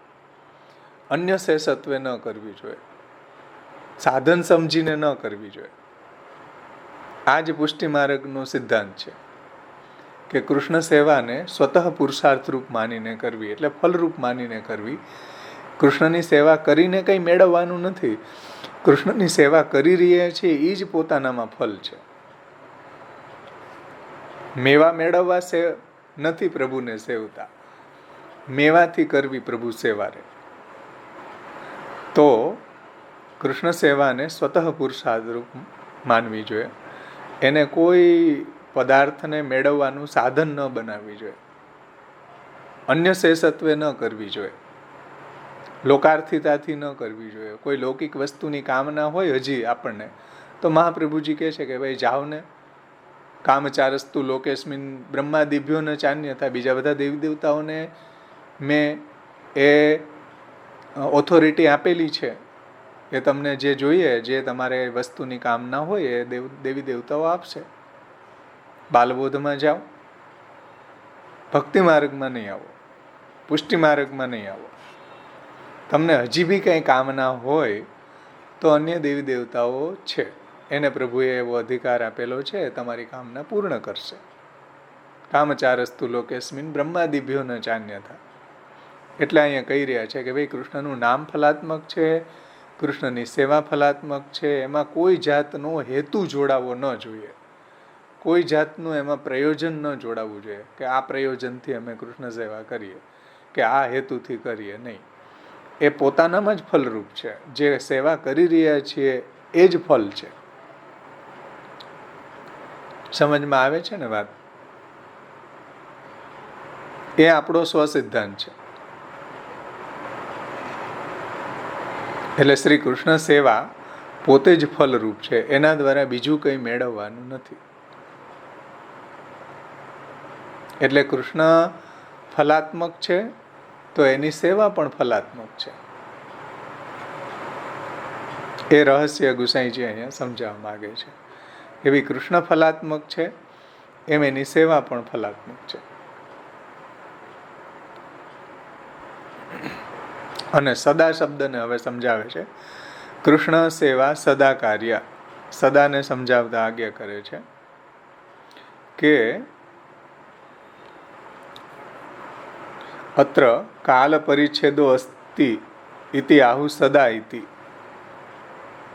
અહીંયા કોઈ સદા શબ્દથી કૃષ્ણ સેવાની અંદર કોઈ કાલનું બંધન નથી. ન કર્મણી ઇવ અત્ર કાલ પરિચ્છેદો. જેમ કર્મ માર્ગની અંદર કાલનો પરિચ્છેદ છે, એટલે કે કાલનું બંધન છે કે ભાઈ બ્રહ્મ મુહૂર્તની અંદર આ કર્મમાં સંધ્યાવંદન માનો કે છે તો તમારું આ બ્રહ્મ મુહૂર્તમાં થવું જોઈએ, તારા દેખાતા હોય ત્યારે. દેવની પૂજા છે તો બ્રહ્મ મુહૂર્તમાં ઉઠીને કરવી જોઈએ. કર્મ માર્ગ વગેરેની અંદર, તંત્ર વગેરેની અંદર કાલ નિયામક છે. એ કાલ ચાલ્યો જાય પછી એનું ફલ કંઈ જ ન મળે. પછી એ તમે કર્મ કરવા બેઠા 8 વાગે ઉઠીને તો કંઈ ફલ ન મળે. એવું ન કર્મણી ઇવ અત્ર કાલ પરિચ્છેદોસ્તિ ઇતિ આહુ સદા ઇતિ. સદા શબ્દથી એ બતાવે છે કે અહીંયા કોઈ કાલનું બંધન નથી, એમ કે કાલ ચાલ્યો ગયો, ચાલો હવે 8 વાગે ઉઠીને ભગવત સેવામાં આપણે પ્રવૃત્ત થયા તો કોઈ ફલ નહીં મળે, કે કાલ એનો ચાલ્યો ગયો, એવું અહીંયા કોઈ બંધન નથી. હંમેશા આપણે પ્રભુની સેવા, સદા શબ્દથી હંમેશા આપણે આપણા ઠાકોરજીની સેવા કરી રહ્યા છીએ તો આપણે આજીવિકાએ જઈ રહ્યા છીએ એ પણ સેવાનું અંગ છે. જે કંઈ બી આપણી એક્ટિવિટી છે એમાં જો મધ્યબિંદુ પ્રભુની સેવા હોય તો પછી બધું સેવાનું અંગરૂપ થઈ જાય છે. એ એંગલથી પણ આપણે સદા જ કરી રહ્યા છીએ સેવા. અનોસરમાં પણ આપણી સેવા ચાલુ જ છે. સમજાણું ને? 2 વાત સમજો. એક તો જે કર્મ માર્ગની અંદર કાલનું જેવું બંધન છે એવું બંધન આપણે ત્યાં કાલનું નથી, એક વાત. અને સદા શબ્દથી આપણે ભગવત સેવા પરાયણ છીએ તો શું આજીવિકાએ નથી જતા? શું આપણે સ્નાન આદિ બધા દેહ કૃત્ય નથી કરતા? શું આપણે ઘરની સાફ સફાઈ નથી કરતા? શું આપણે કપડાં નથી ધોતા? શું આપણે આપણા છોકરાઓને ભણવા મૂકવા નથી જતા, એને ભણાવતા નથી? બધું કરીએ છીએ. તો સદા કઈ રીતે થશે સેવા? સમજાણી ને વાત? ચતુશ્લોકીમાં આ જ વાત મહાપ્રભુજીએ કરી છે કે સ્વસ્ય અયમેવ ધર્મો હિ નાન્ય ક્વાપી કદાચન સર્વદા સર્વભાવેન ભજનીયો વ્રજાધિપ સ્વસ્ય અયમેવ ધર્મો હિ. આ જ પુષ્ટિજીવોનો ધર્મ છે, બીજો કોઈ ધર્મ જ નથી. તો શું વ્યાવૃત્તિએ જવું કે નહીં? સમજણ ને? એટલે જો આપણે સેવા કરી રહ્યા છીએ તો વ્યાવૃત્તિ જવું પણ ભગવત સેવાનો પાર્ટ છે. મહાપ્રભુજી તો પુત્રે કૃષ્ણ પ્રિય રતિ, એ પણ ભગવત સેવાનો પાર્ટ છે. ગૃહસ્થ આશ્રમ એ ભગવત સેવાનો પાર્ટ છે. વિવાહ કરવા એ ભગવત સેવાનો પાર્ટ છે. કઈ વસ્તુ એવી છે કે જે ભગવત સેવાનો પાર્ટ નથી? બોલો. તેથી સદા છે. તેથી સસ્ય આયમેવ ધર્મો હિ નાન્ય ક્વાપી કદાચનમ છે. જે કંઈ બી આપણે કરી રહ્યા છીએ બધું જ આપણો ભગવત સેવાનું પાર્ટ છે. પાયોર મલાંશ ત્યાગે. હા, પાયોર મલાંશ ત્યાગે ને શેષ ભાગમ તૈનો નયત, એ પણ ભગવત સેવાનું પાર્ટ છે. સમજમાં આવે ને વાત? અને સદા ઇતિ અને સદા કાર્ય, એમાં આવશ્યકાર્થ અણ્યત પ્રત્યાંત કાર્ય પદોક્ત્યા તદ અકરણે પ્રત્યવાયી ભવતી. એટલે કાર્યાપદની અંદર આવશ્યકાર્થ એને બનાવવા વાળો અણ્યત પ્રત્યય લાગેલો છે. એનાથી ગુસાઈજી એ સમજાવવા માગે છે કે જો આપણે બ્રહ્મ સંબંધ લઈને સેવા ન કરીએ તો પ્રત્યવાય લાગે છે, દોષ લાગે છે. સમજાણ? બ્રહ્મ સંબંધ લઈને જો ભગવત સેવા કરવામાં ન આવે તો શું થાય? અકરણે પ્રત્યવાયી ભવતી. ન કરવાથી દોષ થાય છે, પ્રત્યવાય લાગે છે. એટલે કાર્યાપદની અંદર આવશ્યકાર્થ અવશ્ય કરવી જોઈએ. જેમ શ્વાસ લેવો આપણી આવશ્યકતા છે ને, જેમ અન્ન, હવા, પાણી, ખોરાક એ આપણી આવશ્યકતા છે, એમ એક દૈવી જીવ તરીકે, એક ભક્ત તરીકે આપણી આવશ્યકતા કૃષ્ણ સેવા છે. સમજાણું ને? શ્વાસ ન લયો તો શું અવસ્થા થાય?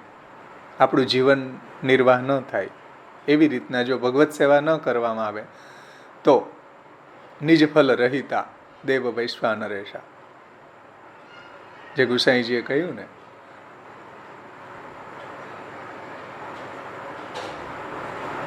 નાવીર ભૂયાત ભવાંશ્ચેત અધિધરણી તલમ ભૂતનાથો દિતાસન માર્ગ ધ્વાંતંદ તુલ્યા નિગમ પથગતો દેવ સર્ગે પિજાતા ઘોષાધીશમ જુઓ ઘોષાધીશમ તદે મે કથમપી મનુજા પ્રાપ્નુયુર નૈવ દૈવી સૃષ્ટિ વ્યર્થા ચ ભૂયા નિજ ફલ રહિતા દેવ વૈશ્વાનરેશા. પ્રજાધીપની પ્રાપ્તિ વગર દેવી સૃષ્ટિની વ્યર્થતા છે. દેવી સૃષ્ટિમાં જન્મેલા હોવા છતાંય જો ભગવત સેવા ન કરી તો વ્યર્થ છે આપણું જીવન. એમાં અહીંયા કહે છે વૃતા તજન્મ ભૂતલે, જે હરિરાયજી કહે છે. ગુસાઈજી અહીંયા શું કહે છે કે ભાઈ કૃષ્ણની સેવા ન કરવાથી પણ આ માર્ગમાં આવીને બ્રહ્મ સંબંધ લઈને જે ભગવત સેવા ન કરે, ક્રિયા સામર્થ્ય છે, જ્ઞાન પણ છે, અનુકૂળતા પણ છે, છતાંય જો ભગવત સેવા કરવામાં ન આવે તો તદ અકરણે પ્રત્યવાયી ભવતી, ન કરવાથી પ્રત્યવાયી દોષ લાગે છે, એવો અહીંયા ભાવ છે.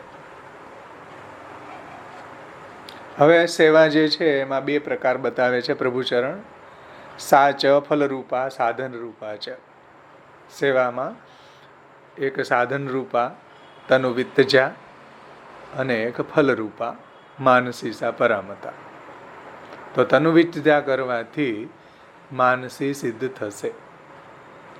સ્વ આપણા તનથી, આપણા ધનથી, આપણા ઠાકોરજીની સેવા કરવામાં આવે તો જ માનસી સિદ્ધ થાય છે, અન્યથા માનસી સિદ્ધ ન થાય.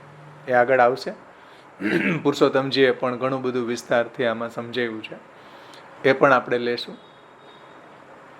કેમ કે આ બહુ મહત્વપૂર્ણ ગ્રંથ છે અને અત્યારનું જે વાતાવરણ છે એમાંથી જો નીકળવું હોય તો એકમાત્ર આધાર સિદ્ધાંત મુક્તાવલી એમાંથી નીકળવા માટે છે. બધા ગ્રંથો છે, 16 ગ્રંથો, પણ અત્યારે આપણે સિદ્ધાંત મુક્તાવલી લઈ રહ્યા છીએ. તો અત્યારનું જે સંપ્રદાયનું જે ટ્રેડિશન છે, જે પરિસ્થિતિ છે, એમાંથી ટોટલી મહાપ્રભુજીના સિદ્ધાંત વિરુદ્ધ ટ્રેડિશન છે.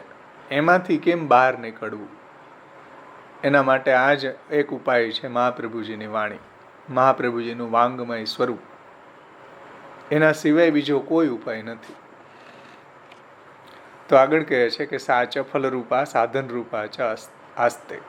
કૃષ્ણ સેવા છે એ ફલરૂપા અને સાધન રૂપા એવી બે પ્રકારની છે, 3 પ્રકારની નથી. તનુજા, વિત્તજા અને માનસી આવી 3 પ્રકારની નથી ભાઈ, 2 પ્રકારની જ છે. સમજાણું? પણ આધુનિક જે મહારાજો છે એને 3 પ્રકારની બનાવી દીધી છે કે તનુજા અલગ, વિત્તજા અલગ અને માનસી અલગ. એવું નથી. ગુસાઈજી શું કહે છે? જો સાચ સેવા જે છે 2 પ્રકારની છે, ફલરૂપા સાધન રૂપા. તત્ર માનસી સા પરામતા યાની ફલરૂપા ઇતિ અર્થ. એમાં માનસી જે છે ફલરૂપા છે. અને માનસીનું લક્ષણ શું એ પ્રભુચરણ શ્રી ગુસાઈજી સમજાવે છે કે યથા વ્રજસીમંતીની નામ, જેમ ગોપીજનો વત, જે ગોપીજનોની અવસ્થા છે એની જેમ, કે તદેવ તત્ પ્રાણનાથેન ગીતમ તા નાવિદન મય્યમ અનુસંગ બદ્ધધિયમ સ્વમ આત્માનમ અદસ્તથેદમ. એકાદશ સ્કંધ 12મા અધ્યાય 12મો શ્લોકમાં કહે છે કે ફલરૂપ માનસી સેવાનો અર્થ જે વ્રજભક્તોએ કરી છે, જે ગોપીજનોએ કરી હતી.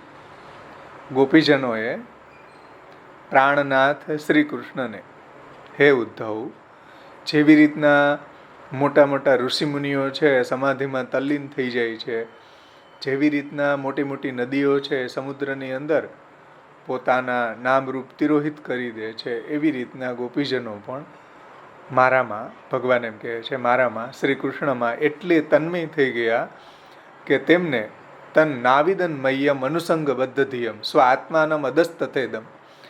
એને એ ગોપીજનોને કોઈ આલોક કે પરલોક કે શરીર કે પોતાના કહેવાતા જે પતિપુત્રાદિક છે, ઘર છે, આ બધાની સુધ બુદ્ધ નહોતી રહી.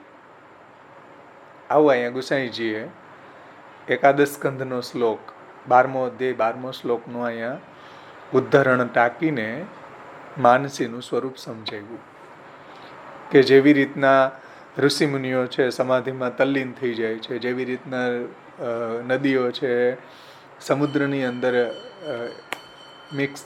એકમેક થઈ જાય છે, એવી રીતના ગોપીજનો પણ ભગવાનમાં એવા તન્મય થઈ ગયા કે એને આલોક પરલોક શરીર પોતાના કહેવાતા જે પતિપુત્ર ગેહ વગેરેનું કંઈનું પણ એને અનુસંધાન રહ્યું નહીં.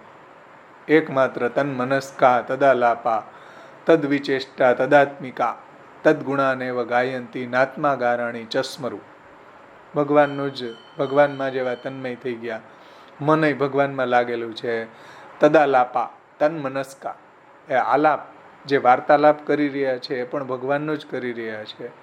તદ્વિચેષ્ટા, ચેષ્ટા પણ ભગવાનની લીલાની જ કરી રહ્યા છે. તદાત્મિકા, આત્મા પણ ભગવાનમાં લાગેલો છે. એને કારણે ના આત્માની ના તન્મનસ્કા તદાલાપા તદ્વિચેષ્ટા તદાત્મિકા તદ્ગુણાનેવ ગાયંતી નાત્મા ગારાણી ચસ્મરું. એને કોઈ આગાર પુત્ર પતિ આવા કોઈનું પણ એને સ્મરણ રહ્યું નહીં. આ માનસીનું લક્ષણ છે. આ ગુસાઈજીએ માનસીનું અહીંયા લક્ષણ બતાવ્યું છે. સમજણ? આ પ્રથમ શ્લોકનું વ્યાખ્યાન અહીંયા સંપન્ન થયું. નત્વામ હરિ પ્રવક્ષ્યામિ સ્વસિદ્ધાંત વિનિશ્ચય કૃષ્ણ સેવા સદા કાર્ય માનસી સા પરામતા. આમાં બીજા ટીકાકારોને આપણે લેશું. બહુ સુંદર વ્યાખ્યાન ગોકુલનાથજીએ પુરુષોત્તમજીએ કર્યું છે આ ગુસાઈજીના વિવૃત્તિ ઉપર. આમાં કોઈનો કંઈ પ્રશ્ન હોય તો આપણે એની ચર્ચા મળીને કરશું. સાથે સાથે પુષ્ટિ વિધાનમમાં જે ઋષિલાલજીની ટીકા છે એનું પણ આપણે અવગાહન કરી લઈએ. થોડોક ટાઈમમાં આપણે બીજી ટીકાઓ નહીં લઈ શકીએ, કેમ કે પુરુષોત્તમજીની ગોકુલનાથજીની ટીકા આમાં ઘણો વિસ્તાર છે. એ આપણે આવતે વખતે લેશું. એમાંથી જે વિશેષ છે એ બધું લેશું આપણે. ભક્તન કે દુઃખ તથા પાપ કો હરવે વાડે પ્રભુન કો નમન કરી કે જો નત્વામ હરિ પ્રવક્ષ્યામિ स्वसिद्धांत विनिश्चय, अपने सिद्धांत को विशेष करी के जो निश्चय कियो है सो कहूँगा. विशेष करी के निश्चय कियो है ऐसो जो कहो ताको अभिप्राय ऐसो है कि जो श्रीमद् भागवत के द्वितीय स्कंध में कहो है कि भगवान ब्रह्मा ने 3 बेरिया यानी 3 वक्त वेद देखी के यह निश्चय कियो है जो आत्मा रूप भगवान में प्रीति होए ऐसो साधन करो. यही समग्र वेद को अभिप्राय है. ब्रह्मा जी जेवा आदि कवि ज्ञानी જેના મુખમાંથી વેદો પ્રગટ થયા એવા બ્રહ્માજી એમ કહેતા હોય કે 3 વખત મેં વેદનું અધ્યયન કર્યું અને એનો નિષ્કર્ષ એવો નીકળ્યો કે ભગવાનમાં પ્રીતિ થવી, ભગવાનમાં સ્નેહ થવો, ભગવાનમાં ભક્તિ થવી, એવા સાધન કરવું એટલે ભગવાનની સેવા જ કરવી. સો નિશ્ચય જતાવત હૈ જો કૃષ્ણ કી સેવા સદા કરની. આ વેદનો નિષ્કર્ષ છે ભાઈ. આ સ્વસિદ્ધાંત એટલે મહાપ્રભુજીનો પોતાનો નથી. બ્રહ્માજી જેવાએ 3 વખત વેદનું અધ્યયન કર્યું ને એ બ્રહ્માજી જેવાના હાથમાં આ વાત આવતી હોય કે કૃષ્ણની સેવા સદા કરવી, કૃષ્ણની ભક્તિ સદા કરવી. તો હવે આપણે તો આધુનિક કોઈ એવા વિદ્વાન નથી કે બ્રહ્માજી જેવો નિષ્કર્ષ વેદમાંથી કાઢી શકે, સિવાય મહાપ્રભુજી. મહાપ્રભુજી વેદનું રહસ્ય જાણે છે. નૈહન્યો વાગધીસાચ શ્રુતિગણ વચસામ ભાવમ આજ્ઞાતું મિષ્ટે યસ્માત સાધ્વી સ્વભાવમ પ્રકટયતિ વધુર અગ્રથ પત્યુરેવ. એવા આપણા મહાપ્રભુજી વેદના ગૂઢ અર્થને જાણે છે, વેદ પારગ છે. તો એણે વેદના નિષ્કર્ષ રૂપે આપણને આ વાત સમજાવી કે કૃષ્ણ સેવા સદા કાર્ય. કોઈને કાંઈ જ્ઞાન ન હોય પણ કૃષ્ણની સેવા કરતો હોય તો વેદને જીવી રહ્યો છે. કેમ કે વેદનો નિષ્કર્ષ આ છે. એ ભલે અંગૂઠા છાપ હોય ખેડૂત, પણ વેદના રહસ્યને જાણે છે, વેદના રહસ્યને જીવે છે. મોટા મોટા વિદ્વાનો પણ ક્વચિત પાંડિત્યમ ચેત ન નિગમ ગતિ સાપી યદિ ન ક્રિયા યદિ ન હરિમાર્ગે પરિચય. યદિ સ્યાત સોપી શ્રી વ્રજપતિ રતિર નૈતિ નિખિલે ગુણેર અન્ય કોવા વિલસતી વિના વલ્લભ. વેદને જાણવાવાળા હોય, પંડિતે હોય, પણ આચરણ જ ન હોય તો શું કામનું? આચરણ હોય ને હરિમાર્ગનું જ જ્ઞાન ન હોય તો શું કામનું ભાઈ? પરંતુ એક સાવ અજ્ઞાન અભણ વૈષ્ણવ છે, એ મહાપ્રભુજીની આજ્ઞા પ્રમાણે જો એ સેવા કરી રહ્યો છે તો વેદના રહસ્યને જીવી રહ્યો છે. સમજાણું ને? આ મહાપ્રભુજીનું કૃપાબલ છે.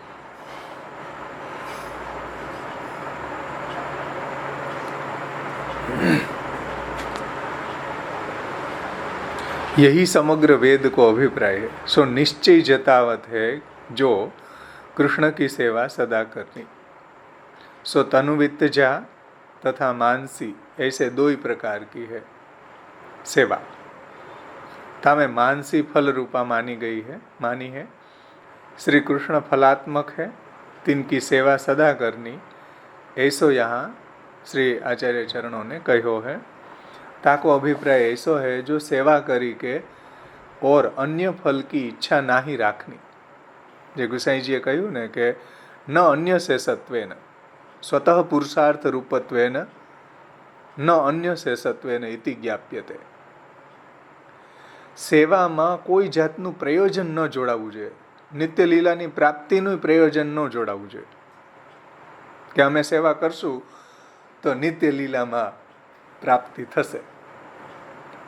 આવું પ્રયોજન પણ ન જોડાવવું જોઈએ. એનું નામ ફલાત્મક સેવા. તો મોક્ષની વાત તો ક્યાં રહી? સમજમાં આવે છે ને ભાઈ? ન અન્ય શેષત્વેન ઇતિ જ્ઞાપ્યતે. એટલે સેવા કરી કે और अन्य फल की इच्छा ना ही राखनी. सेवा ही स्वतः फल रूप है. આ નૃસિંહલાલજીએ પણ ગુસાઈજીની ટીકાને અમુક અંશોને સમજાવ્યા છે. વિશેષમાં પણ પુરુષોત્તમજી વગેરેનું પણ અહીંયા થોડું થોડું અનુસંધાન લીધું છે. તો નિત્ય લીલાની પ્રાપ્તિ માટે સેવા નથી કરવાની. સેવા ખુદ પોતાનામાં ફલરૂપ છે. સેવા આપણે કરી રહ્યા છીએ એ જ આપણું મોટું સૌભાગ્ય છે. સમજાય ને? એટલે સેવાની અંદર પછી એવું ક્યારેય ન વિચારવું જોઈએ કે આ તો હું ન કરું, પાત્ર હું ન માંજું, બુવારી હું ન કરું, મંદિર વસ્ત્ર હું ન કરું. અરે ભાઈ, બધી સેવા ફલરૂપ છે. બધી સેવા આપણને સૌભાગ્યથી પ્રાપ્ત થાય છે. કે જે સેવા મોટા મોટા દેવતાઓને દુર્લભ છે, એને પ્રાપ્ત નથી થતી. તો સેવાની અંદર આવો કોઈ દિવસ ઊંચ નીચનો ભાવ મનમાં ન રાખવો જોઈએ કે આ મંદિર વસ્ત્ર હું શા માટે કરું, હું તો પુરુષ, એ તો બહેનોનું કાર્ય કે નહીં. સેવાની અંદર બધા જ ભક્તો છે, બધા જ આપણા ઠાકોરજીના સેવક છે. એમાં આવું કોઈ નાનું મોટું વિચાર ન આવવો જોઈએ. મંદિર વસ્ત્ર આપણે કરીએ છીએ એ પણ મોટું સૌભાગ્ય છે.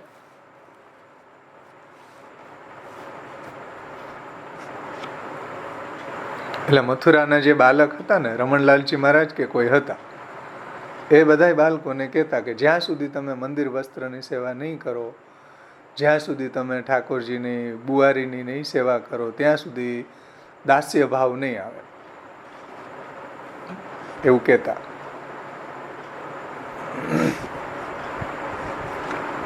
એટલે સેવાની અંદર ક્યારેય પણ આવો ઊંચ નીચનો ભાવ મનમાં ન રાખવો કે આ સેવા હું ન કરું, આ તો બહેનોને કરવાની છે. બધી સેવા આપણા માટે સૌભાગ્ય છે. પ્રભુએ આપણને કૃપા કરીને આપી છે, ફલરૂપ છે.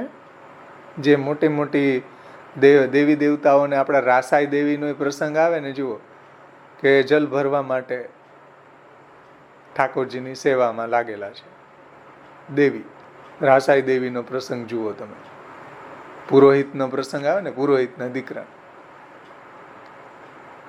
તો હવે દેવતાઓ જલ ભરવાની સેવામાં એટલા આતુર છે કે એને સૌભાગ્ય લાગે છે.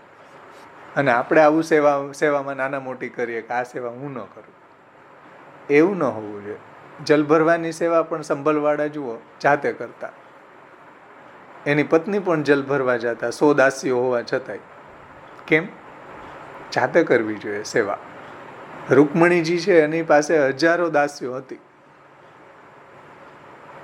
એના પિતા તરફથી એટલી દાસીઓ પ્રાપ્ત થઈ હતી, છતાંય ભગવાનની સેવા જાતે કરતા હતા. ભાગવત જુઓ,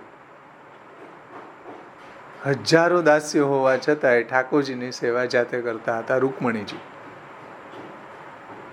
સંભલવાડાને ત્યાં ઘણી બધી દાસીઓ હોવા છતાંય ઠાકોરજીની જલ ભરવાની સેવા જાતે કરતા હતા. મહાપ્રભુજીએ પણ નિબંધમાં કહ્યું છે, સ્વયં પરિચરેત ભક્ત્યા વસ્ત્ર પ્રક્ષાલનાદિભિ એક કાલમ દ્વિકાલમ વા ત્રિકાલમ વાપી પૂજ્ય. સ્વયં પરિચરેત ભક્ત્યા, જાતે સેવા કરવાથી જ ભગવાનમાં પ્રેમ થાય. બીજા પાસે કરાવવાથી ભગવાનમાં પ્રેમ ન થાય, ન થાય ને ન થાય. એટલે મહાપ્રભુજી વારંવાર સ્વયં પરિચરેત ભક્ત્યા, સ્વયં પરિચરેત ભક્ત્યા. અતિ બહિરંગ સેવા પણ જાતે કરવી. બહિરંગ એટલે વસ્ત્ર પ્રક્ષાલન છે, શાકભાજી ફલ ફૂલ લાવવા, ફૂલ માલા બનાવવી વગેરે વગેરે એવી બહિરંગ સેવા પણ જાતે કરવી. પાત્ર માંજવા વગેરે. પછી જે આપણો ઘરની પરિકર હોય એ પ્રમાણે બધા સેવામાં સંલગ્ન થતા હોય છે. પણ એમાં કોઈ દિવસ સેવાની બાબતમાં નાના મોટી છે એવો વિચાર ન કરવો. બુવારીથી લઈને અન્નકૂટ સુધીની બધી સેવા ઉત્તમ જ છે એવું હરિરાયજી કહે છે. તો સેવાની બાબતમાં આવો કોઈ દી વિચાર ન કરવો જોઈએ. પ્રભુએ આપણને આપી છે કૃપા કરીને, ફલરૂપ છે એમ માનીને કરવી જોઈએ. સ્વતઃ ફલરૂપ છે. અને સેવા સદા કરવે કો लिखियो है ताको अभिप्राय ऐसो है जो अपने में दासपनो अनुसंधान करी के सेवा है सो स्वतंत्र फल रूपा है. अपने में दासपने को अनुसंधान કરી કે જો દાસપણાનું અનુસંધાન હંમેશા હશે તો સદા થઈ જશે. દાસપણાનું અનુસંધાન જો બન્યું રહેશે તો એ સદા થશે. સમજાણું ને? તો પછી આજીવિકાએ જતા હશું કે કોઈ બી ક્રિયાકલાપ આપણે કરતા હશું તો બી દાસપણાનું જો અનુસંધાન હશે તો બધી જ સેવાનું પાર્ટ છે એવું અહીંયા ટીકાકાર કહે છે કે દાસપને કો અનુસંધાન કરી કે સેવા હે સો. કેમ કે દાસો હમ, હે પ્રભુ હું આપનો દાસ છું.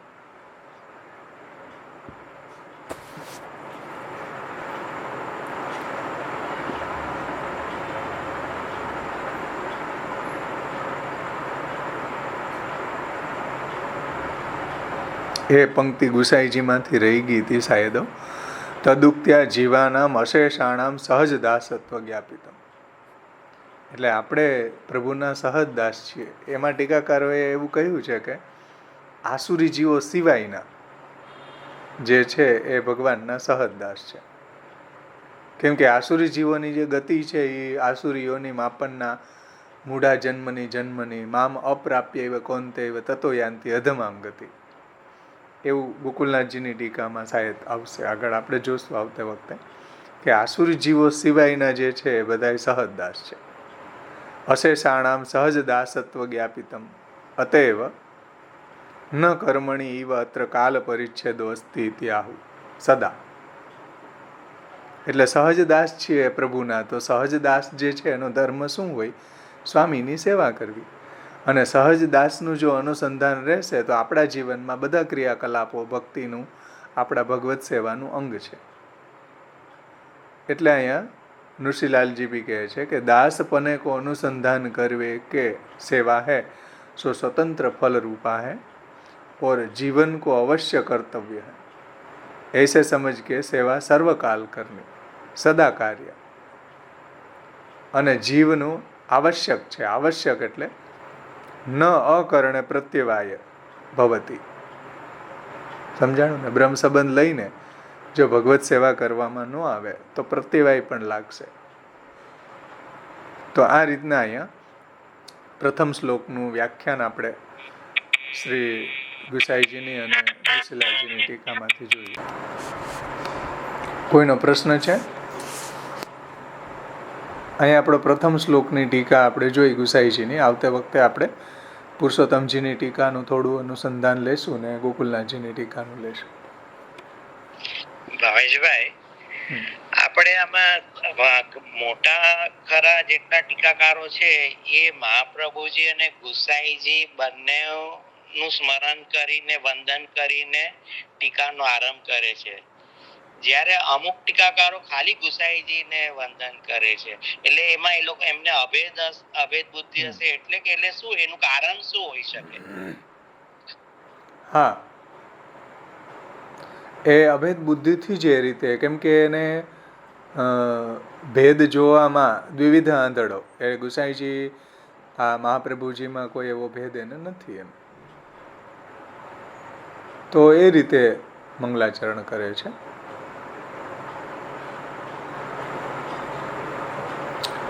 પરંતુ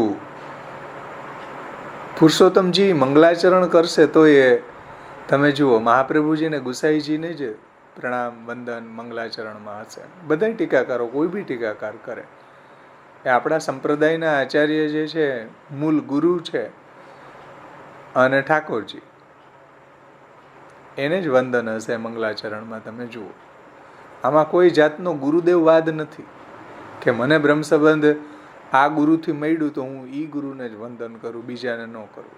હરિરાયજીને તમે જુઓ મહાપ્રભુજી ગુસાઈજીને જ વંદના હશે. એના દીક્ષાદાતા ગુરુ જે છે એનું ક્યાંય નામ એને નથી લીધું ક્યાંય મંગલાચરણમાં. કેમ કે માર્ગ પ્રવર્તક મહાપ્રભુજી ગુસાઈજી છે, માર્ગના ફલદાતા શ્રી મહાપ્રભુજી ગુસાઈજી છે. એટલે આવી રીતના કોઈ આધુનિક સમયમાં હવે આ પીઠાધીશ્વરને ફલાણા પીઠાધીશ્વરને આવા વાડાબંધીઓ ઊભી કરી છે. આપણા આચાર્યોના તમે મંગલાચરણો જુઓ ને તો આ રહસ્ય સમજમાં આવશે કે મહાપ્રભુજીમાં જ એટલી નિષ્ઠા છે, ગુસાઈજીમાં એટલી નિષ્ઠા છે. એ માર્ગના પ્રવર્તક છે આચાર્ય. હવે આ બધી પ્રોબ્લેમ ઊભી થઈ કેમ કે મહાપ્રભુજીને ગુસાઈજીને ભૂલી ગયા આપણે, એટલે અમે ફલાણા પીઠાધીશ્વર ને આ પીઠાધીશ્વર. આવું શા માટે આવ્યું? મહાપ્રભુજી સાથે કેમ આપણે જોડાયેલા નથી રહેતા? શ્રી ગુસાઈજી સાથે કેમ જોડાયેલા નથી રહેવા માંગતા? કે આપણો કોઈક આવો નોખું વાળો ઊભો કરવો? આપણા આચાર્યોમાં આવું હતું જ નહીં. આધુનિક આ બધા લોકોની અંદર આવું ખબર નહીં સંકુચિત વૃત્તિ કેમ આવી ગઈ. અને ત્યાં સુધી કે એનું જ પ્રવચન સાંભળવું, બીજાનું સાંભળવું જ નહીં.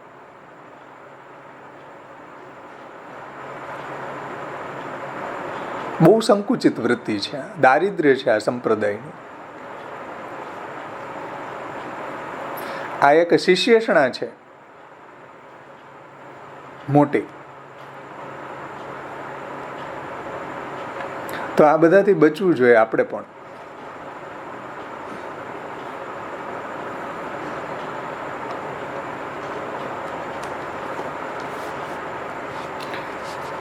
કે જો આ એક બ્રહ્માસ્ત્ર જે છે ને હોય ને તો આ કેટલો બધો સડો જે સંપ્રદાયમાં પેઠેલો છે ને એ બધો જ નીકળી જાય. જો આ એક મહાપ્રભુજીનું આ સિદ્ધાંત મુક્તાવલી સમજે ને તો 80% જે સિદ્ધાંત વિરુદ્ધ વાતાવરણ છે ને એ દૂર થઈ શકે મહાપ્રભુજીને આ એક ગ્રંથથી, સિદ્ધાંત મુક્તાવલીથી.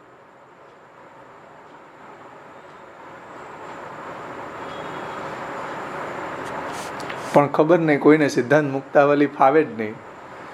એ પ્રવચનો તમે જુઓ, યમુનાજીના 41 પદ ઉપર પ્રવચન કરશે, વલ્ભાખ્યાન ઉપર કરશે, વધુમાં વધુ તો યમનાષ્ટક ઉપર કરશે. સિદ્ધાંત મુક્તાવલીને કોઈ અડશે જ નહીં.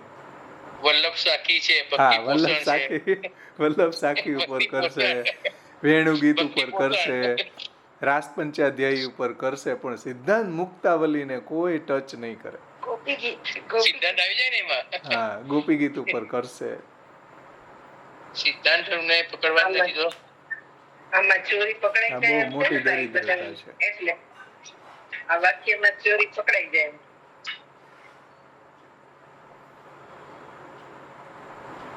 ખેર, તો આપણો સમય થઈ ગયો છે, આપણે આશ્રયનું પદ બોલી સમાપન કરશું. આમાં એક પ્રશ્ન મારો છે, તમારે શોધવાનો છે એનો જવાબ, કે એક બાજુ ગુસાઈજી એમ કહે છે કે સેવા ફલરૂપ છે, કૃષ્ણ નામ ફલાત્મક છે, એટલા માટે સ્વતઃ પુરુષાર્થત્વેન સેવાકૃતિ સ્વસિદ્ધાંતો ન તો અન્યસે સત્વે. પ્રભુનું નામ ફલાત્મક છે, પ્રભુની સેવા ફલાત્મક છે, અને ફરીથી પાછું એમ કહે છે કે સેવા બે પ્રકાર છે, સાધન રૂપા, ફલરૂપા. તો ત્યાં સાધન રૂપા કહી રહ્યા છે ગુસાઈજી, એને કેમ આપણે સમજવું? પ્રશ્ન સમજાણો?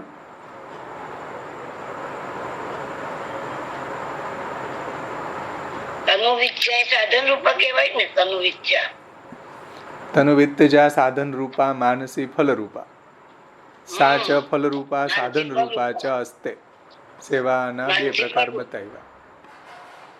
અને એક બાજુ ગુસાઈજી એમ કહે છે કે કૃષ્ણ સેવા સદા કાર્યમાં કૃષ્ણ શબ્દથી ફલાત્મક નામોક્ત્યા સ્વતઃ પુરુષાર્થત્વેન સેવાકૃતિ. પ્રશ્ન બધાને સમજાણો? સેવાના અહીંયા બે પ્રકાર સમજાવ્યા, સાધન રૂપા, ફલરૂપા. એક બાજુ એમ કહી રહ્યા છે કે ફલરૂપા જ છે. તો આનો સમન્વય આપણે આવતે વખતે તમારે એ જવાબ હોમવર્કમાં, પછી આપણે એની ચર્ચા કરશું.